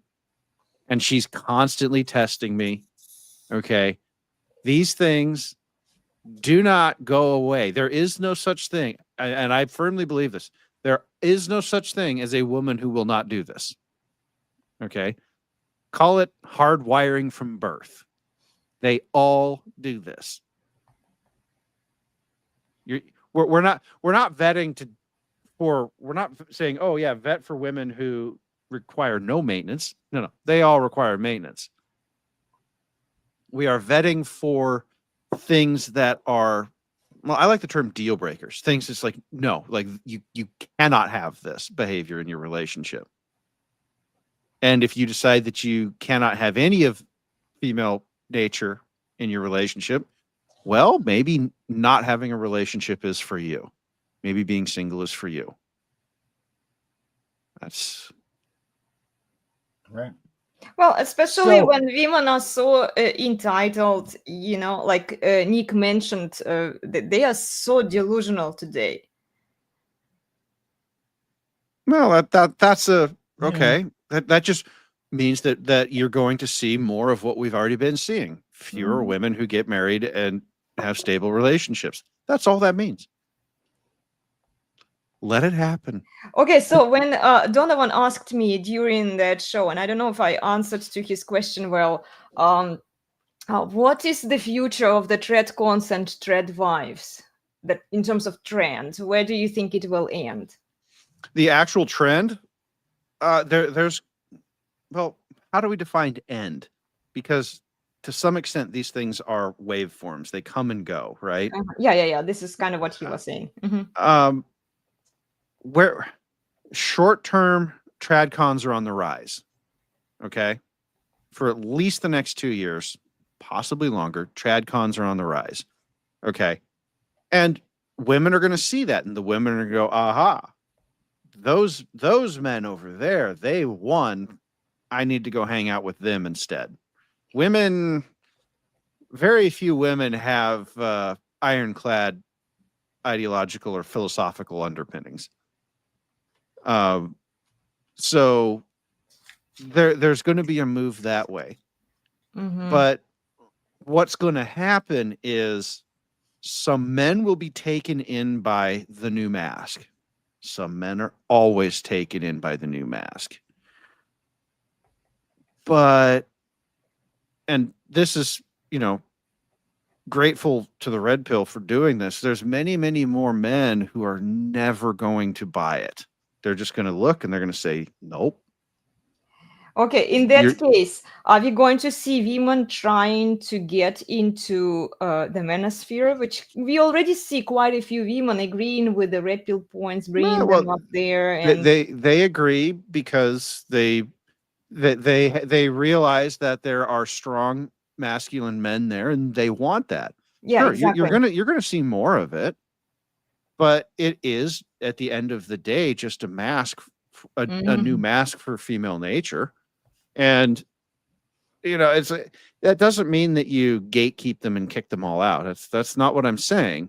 Yeah. But what this is going to be is an absolutely fascinating Rorschach test for those of you familiar with psychology of which men in the manosphere have frame and which don't. Which don't. Yes, exactly. Perfect point, darling. So, yeah. Yes, there's going to be a growth. Yes, they're going to come into the red pill.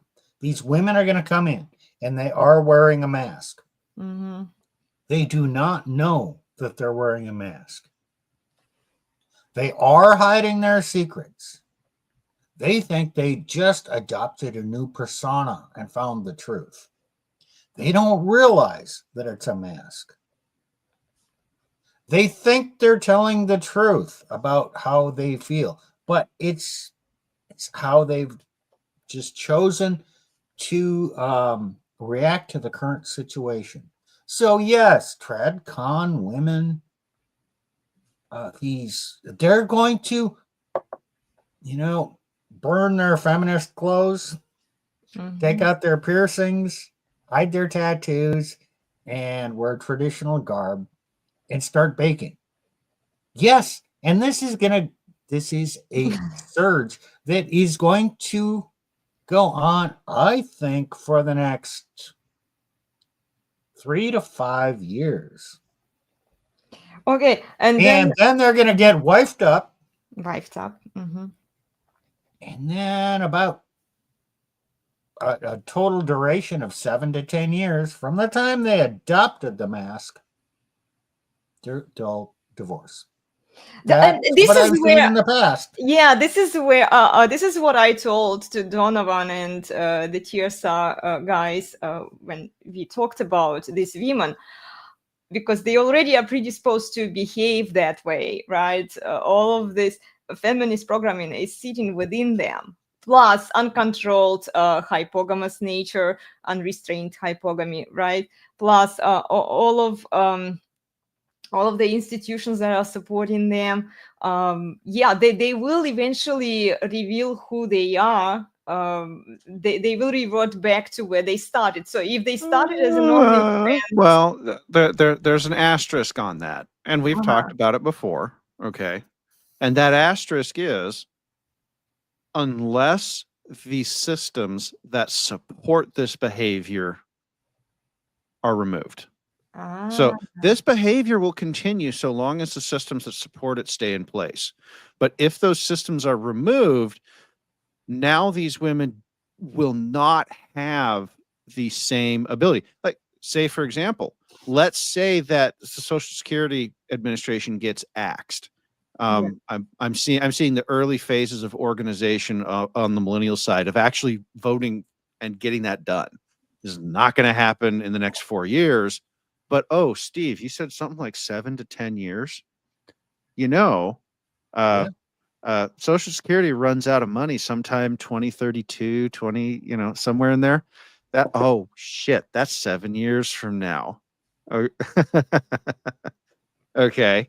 So the millennials come together. It'll be the millennials coming together. 2028, they will figure out, will be the first time that they have power and they won't know what to do with it. 2032.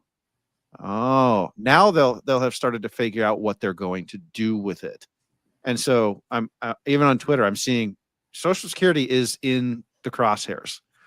Well, we know from Professor Baskerville's work that the Social Security Administration is absolutely key. It is the core pillar of the divorce court and child support system. And so if you kill Social Security, it's a knockout blow to the divorce court system. Oh, now she doesn't get automatic cash and prizes. She's going to actually have to try to go win them from a court. Okay. That sounds like a lot of work, and I might not win. And maybe I should just stay with this guy. And yeah, I don't love him anymore. And they won't, but they won't leave. And then we're going to have a new problem to deal with. And that's what to do with these men who are stuck with these haredans that they cannot get rid of because they won't go to divorce. So what you're going to see, what I think you'll see then is a bunch of men stepping up and divorcing these women.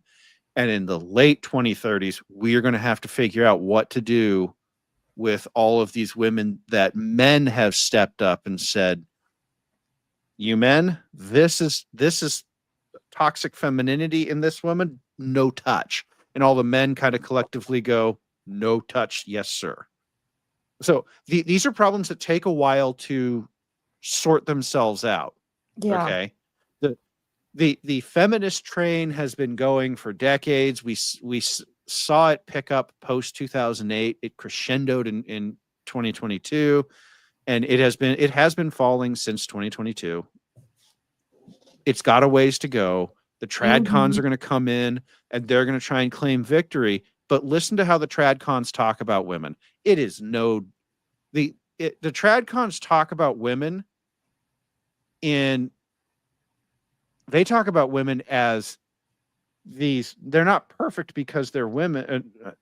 Actually, no, they do say stuff like that. Women, they talk about women no different than feminists do, except that the TradCons place this additional veneer of as Nick says, they're all angels because they're Christians. Men are going to have to work through that too. Right. Basically, because of their mask that they are wearing. It's a new mask. Yeah. Yeah, okay, that's part of it. But I kind of went through this. Mm-hmm. On our resurgence stream. The problem is equality. Mm-hmm. Mm-hmm. If you want to delve into this issue, we talked about it for 2 hours. The Mm-hmm. problem is the perceived equality between men and women. Yep. That is okay. It's reached its pinnacle. And there is a growing discussion about the inequality and about how women should not be in certain jobs, like military helicopter pilots. Yeah, I would agree with that 100. Yeah. Maybe they shouldn't be judges. Yeah. Pastors. Maybe they shouldn't be pastors. Maybe they shouldn't be politicians. Maybe women are not suitable for leadership positions. I would even Okay. say teaching women shouldn't be True. either, because look what So- they've done. Look what they've done. You can disagree with me all I want. I said, remember, maybe women shouldn't be. That, watch for the growing discussion about, maybe we don't want women doing that. And a growing acknowledgement of women don't really want to be that. So in the uptick in the traditional masc, you know what? We might be seeing fewer women aspiring to be boss babes. Yeah. And well, so they did a study out of Norway. Norway has some of the most egalitarian laws on the books in the world. And they kept, we need more women in STEM. We need more women in STEM. And they would pass all these laws. And the more laws they passed, the fewer women went into STEM. Okay. So there's an aspect here of these people are fighting against human nature and female nature. And the TradCons think that they have the answer. Well, that if we just go back to the 1950s, we can give women equality, or we can give women actual equality as long as we put the coat of paint over it of 1950s sundresses and cars and diners, right? Well, this is why I say that it's very, very superficial. And I mentioned it in my articles so many times that traditionalism, they don't know what they are talking about, because traditionalism requires patriarchal social order. We don't live in a patriarchy. Right. That's it. What Steve is talking about is there will be an actual undoing of the sort of women's rights movement. And I don't think it will be entirely driven by men. I think it will be driven by women going, fuck this. Why do we want this? Sign me up. Well, right. I mean, well, but that's eventually. why I mentioned Norway. It's like the more they try to make the laws egalitarian, the fewer women there are who are interested in it, and they tend to pick careers that have always appealed to women. Now we can talk about nursing and all that, but that's a different stream. But the point here is that humans are going to choose what humans are going to choose, and you can't legislate your way into this blank slate equalitarianism. You just can't. Let me point something out here. Somebody out there is asking, why would women do that? Why would they choose to, not assert their equality and not have all the opportunity and not do this and not do that, and not be able to be an equal partner in a marriage? It's a simple answer to that. Why would women do that? Because it's in their best interest. Once they figure out it's in their best interest to not do that stuff, and it's in their best interest to be under the leadership of a good man and let him do all that stuff, they'll do it because it's in her perceived best interest at the time. Well, and this is where also Donovan pointed out that they kind of want a cake and eat it too. They want to be under the leadership of the right man, right? But also they want to be the boss babe. So they're not ready yet to give up their No, power they're not. positions. And that's that. Here, that's why I said the structures will have to change for them to really seriously consider giving it up. Because right now they can have their cake and eat it too. That's the whole problem. The TradCon can walk into a marriage with a church beta simp. They can then, when they get tired of it, they can say, "Up, I'm going to pull the ejection handle, and I'm going to get paid to do it." Okay, and the law will back me up to the hilt, and the government will come in and they will give me money, and everything will be great.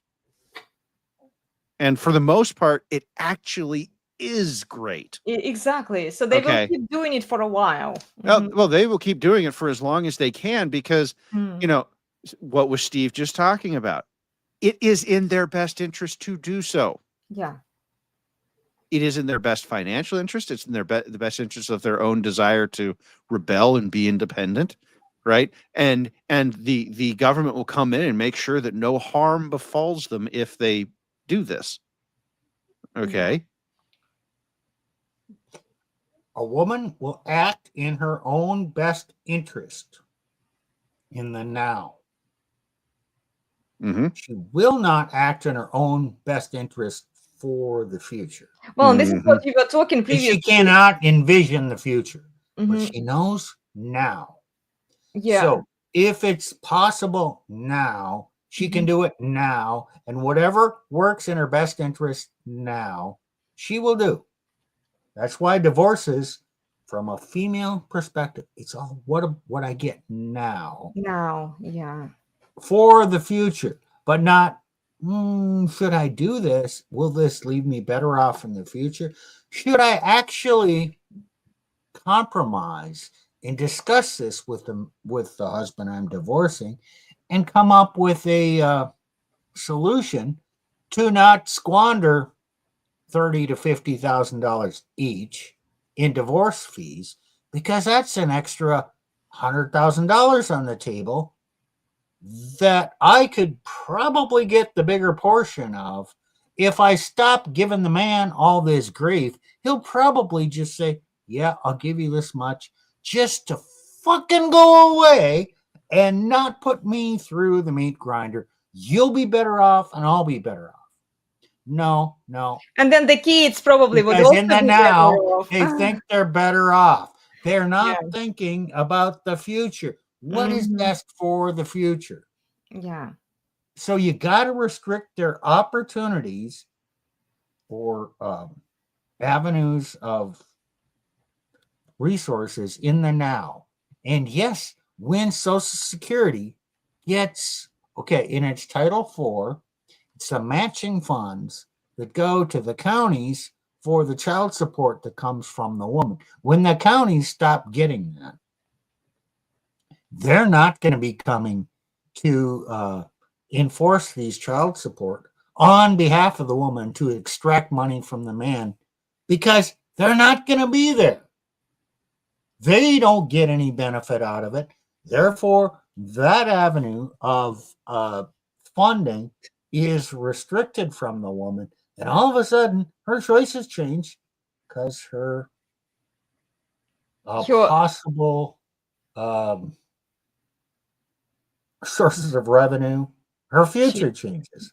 Exactly. If women don't get paid for leaving their husbands and also leaving their kids without the father, women wouldn't do it. Well, if women don't get paid to leave, they will leave. But there's another thing that's going to happen here, and we might actually get into this on Wednesday? not next Wednesday, Wednesday after that. Women will become more selective in who they marry. Oh, imagine that. Because if you actually have to take a risk to leave, you're not going to want to, you're not going to get married quite so easily, which also means that the birth rate problem will not be solved.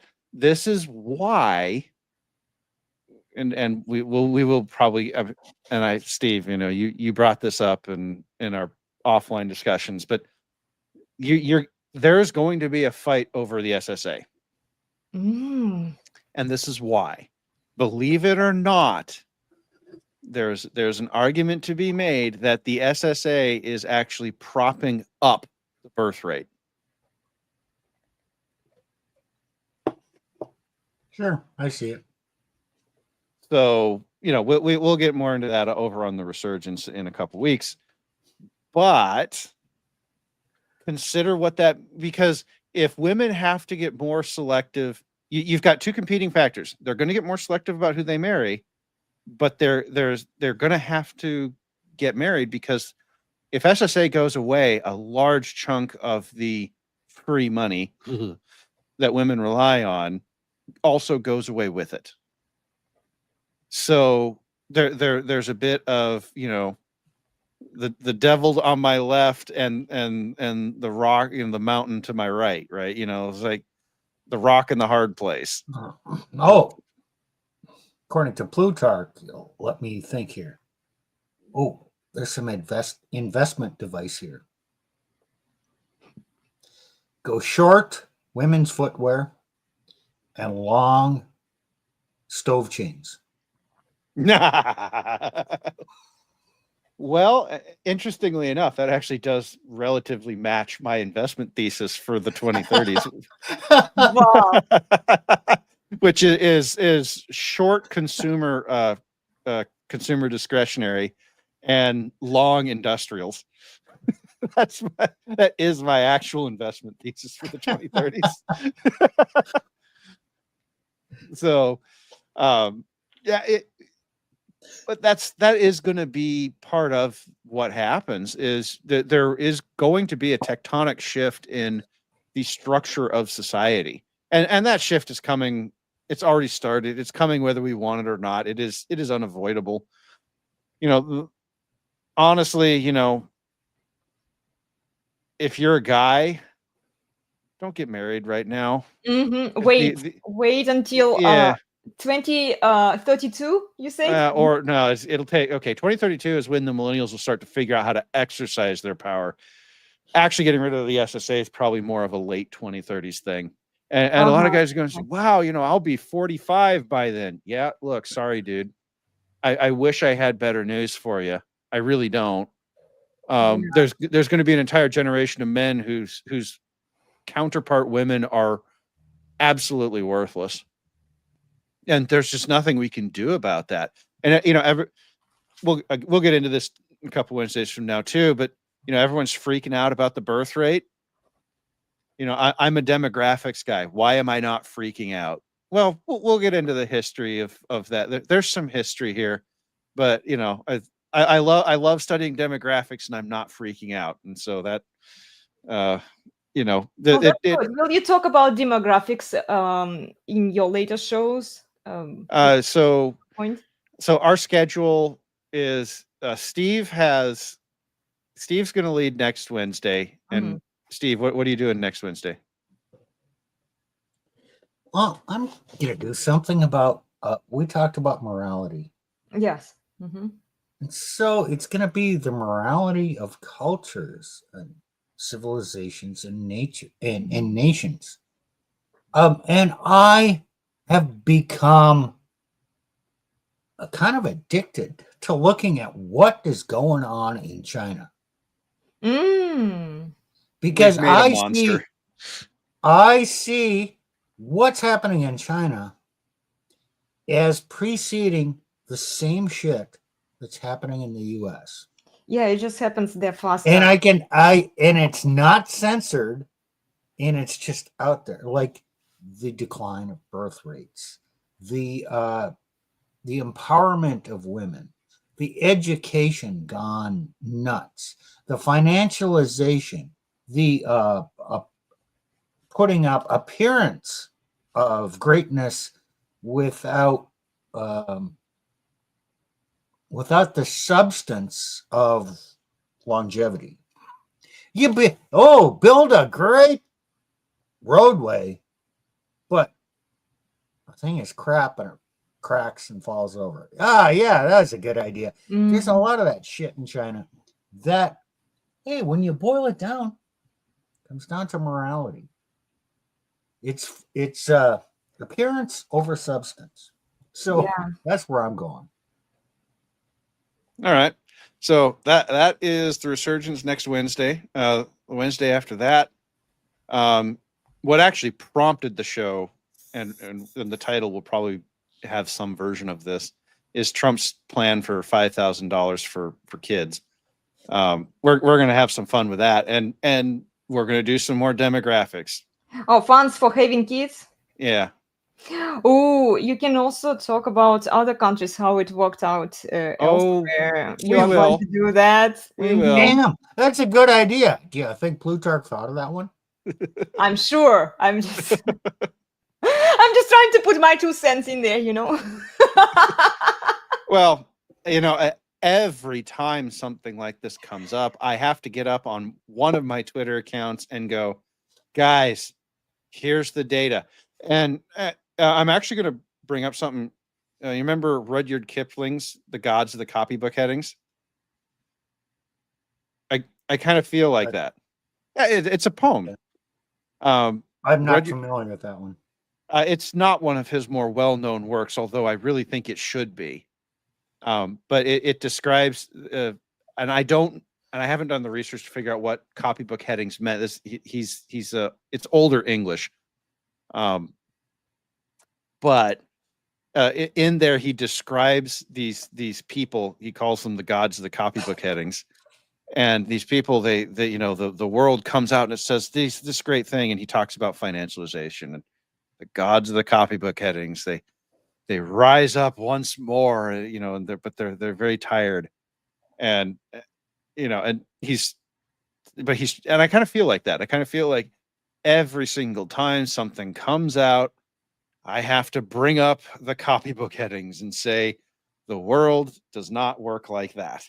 This is the copybook just says that is not true, and I'm probably butchering what he meant by the poem, but in the poem, but I kind of feel like that sometimes. It's like I have to, every time somebody talks about how we can solve the birth rate, I have to get up there with my charts and say, I know, no, right?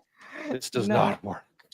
Well, time is, I didn't realize this at the beginning, but the Resurgence guys, Plutarch, me, and Nick, we are on the bleeding edge of societal moves. We tell you, hey, I think this movement is going to be growing. And I didn't realize we were doing it at the beginning. Don't think any of us did. As we did at the very, we've been at this for about a year. We started saying, yeah, I think it's going this way. And then it does.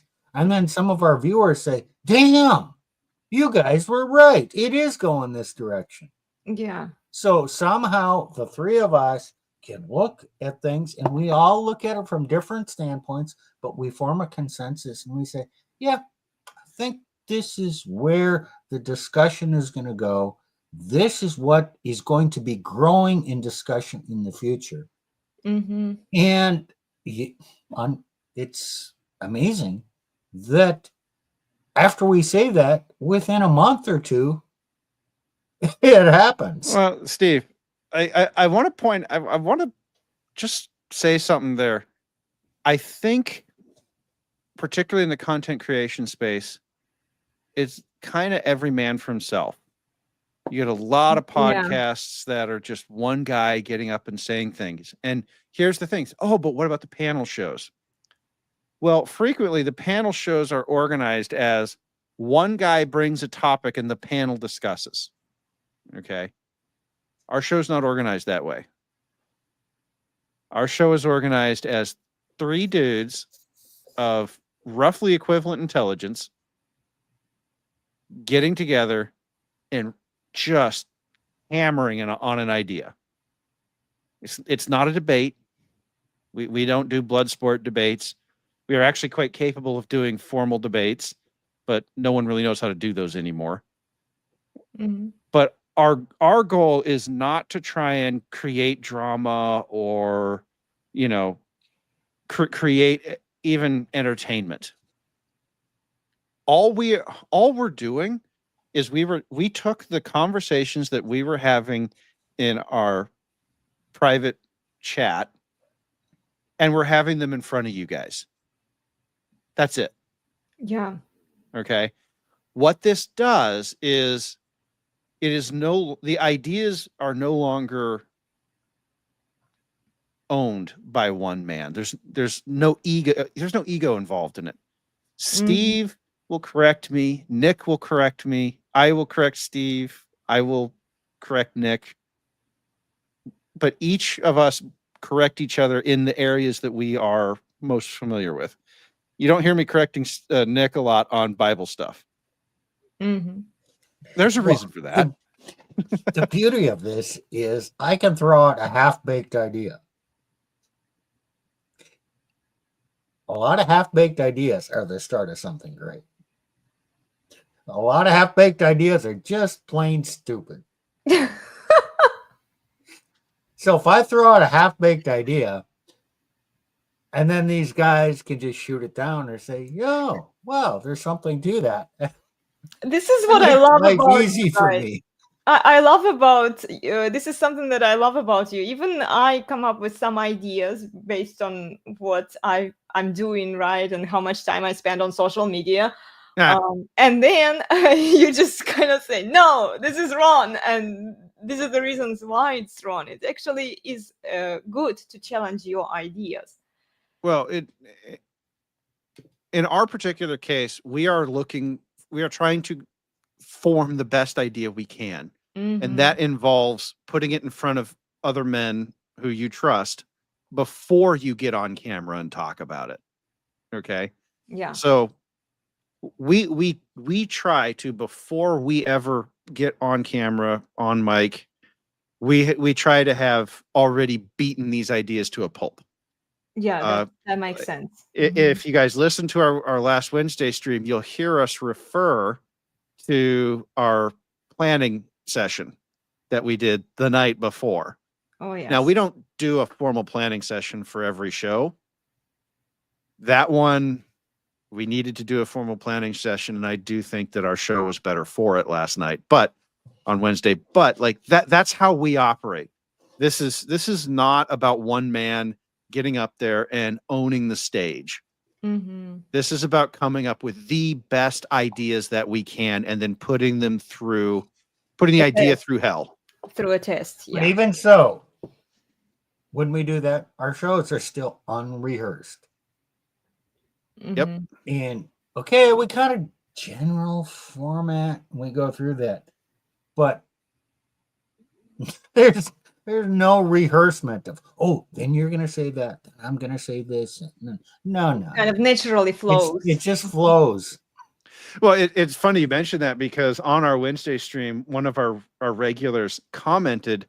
So I had said something about, oh yeah, people, not everyone has an inner monologue, and this just blew his mind, right? He's just like, wow, and he wrote a really cool comment, and he mentioned that, and I punched into Google because he was doing what a man should do. He should take information in and check it, right? And so he's like, oh, I'll check it. And he said, damn, there's a Psychology Today article talking about this exact thing. And he was like, I had no idea. And I'm like, yeah, I even know the Psychology Today article you're talking about because I had it in my list in my notes for the show, and we just never got to it because of the way the show went. So I actually put the link to the article in my response to him. Okay. That's how our shows go. We don't rehearse this. Like, I had it in my notes. We still didn't get to it. I would have loved to, because it turns out that there is actual studies that have been done on this thing. And so we do research. We don't always display the evidence. And part of it is because it is three dudes, and if we have a 2-hour show, each dude gets about an hour and a half, because then you've got your beginning and ending, right? So you don't always get to get everything you want to get in there. And everyone Sure. says, oh, well, you should do a longer show. I'd love to, but A, I have a life. Mhm. and B, frankly, by the, when our show is, by the time we get to 2.5 hours, I'm hungry. Yeah.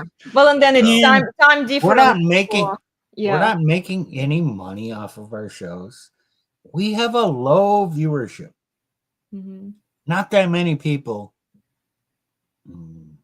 for whatever reason, choose to engage their brains enough and watch us.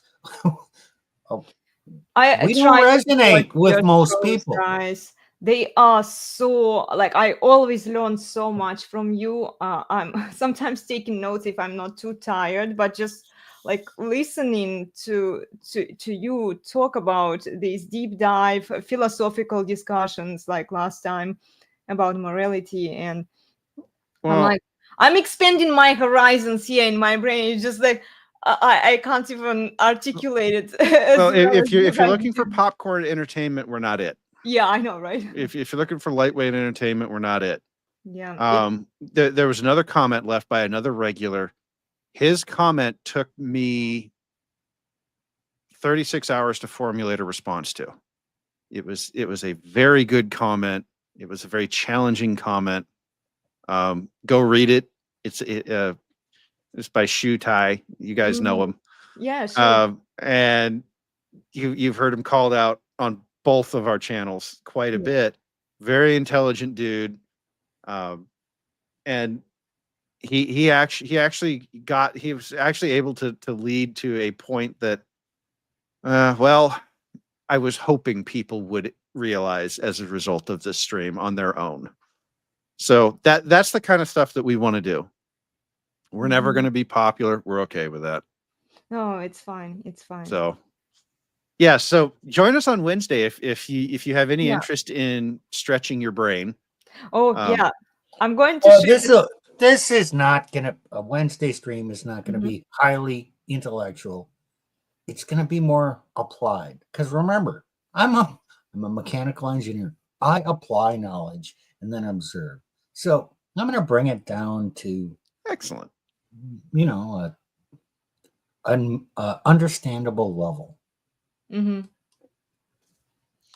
So it's on Wednesday, guys. I just showed you the schedule for those of you who are new here and joining us for the first time. The Resurgence of Sanity YouTube channel on Wednesdays at 5:45 p.m. Pacific, at 7:45 p.m. Central, and at 8:45 p.m. Eastern. And then for those of you who are new here, you can join me for the workouts that I'm running from Mondays to Fridays and Sundays at 9:15 a.m. Pacific. Then these deep dive conversations that we have with the Resurgence of Sanity guys on Saturdays at 9:15 a.m. Pacific. And then on Sundays, please request some songs for me to work on, because I tend to play the same songs over and over again. It has something to do with short-term memory, I guess. At 11:15 a.m. Pacific on my channel, okay? And then you can sign up for the cross-training fitness program on Udemy that I recently created, where I summarize all of the fitness formats into one comprehensive course for you. Then you can check more classes on Patreon. There is a full library that I give you access to. And then join me on Substack. I sometimes, you see me taking notes here. Okay, I'm going to remove this. I take a lot of notes, and on my Substack, I summarize some of the ideas based on the topics that we've discussed with the Resurgence of Sanity guys, and other observations and thoughts that I have. Okay. So, yeah, what were you saying, guys? Sorry, I interrupted you. Nothing. Oh, nothing. You were not saying anything. Okay, sorry. It was time to wind it down anyway. Oh, okay. Well, then it was timely. And yeah, I will share with you the mathematical formulas next time that I came up with based on our conversations. I just want Nick to be here so that he can correct if something is off there. Let me do a quick close up. What was the topic of our discussion today? The red flags of TradCons and TradWives. Okay, so we talked a lot about red flags. We gave you a lot of background. We did not, well, I guess you could distill it down to a checklist. Mm-hmm. But this is not, stop, guys, women use checklists. Yeah. Don't do that. Figure out the areas and the topics, and then get some understanding. And use your brain, your analytical brain, to hear what she's saying, to observe her behavior, to put together a construct, an abstract view of it in your brain, to go deeper and find the truth of the woman that you are interested in. Don't just decide based on what you on the superficial observations. Yeah. It's not that simple.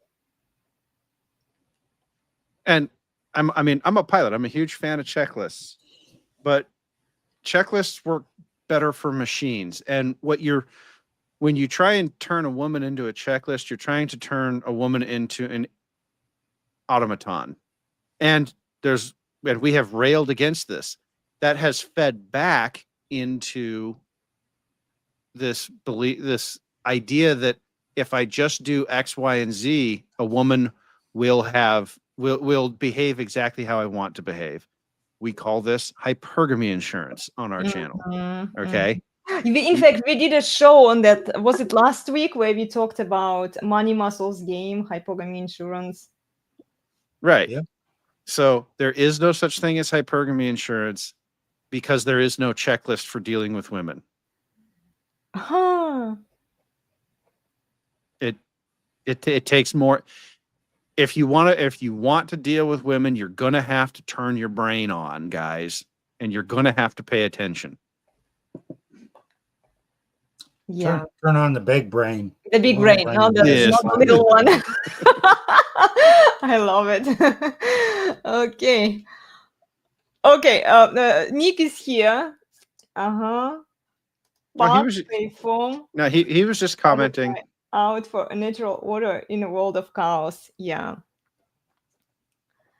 So he was just participating how he could.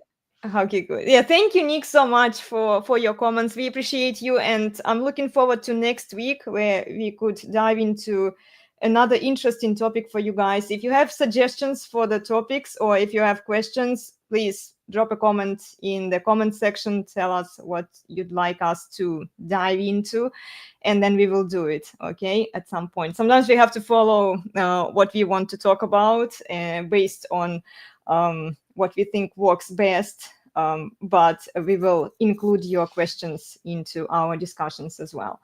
And yeah, thank you so much for everyone who joined us. Remember to please like, share, and subscribe. It helps the channel a lot. Share it with your friends and support the resurgence of sanity, guys. Go subscribe to their YouTube channel as well, okay? And we'll see you all next time. Thank you so much for joining us today. Bye. Elena's Barre, the best place on the internet, the very best by far.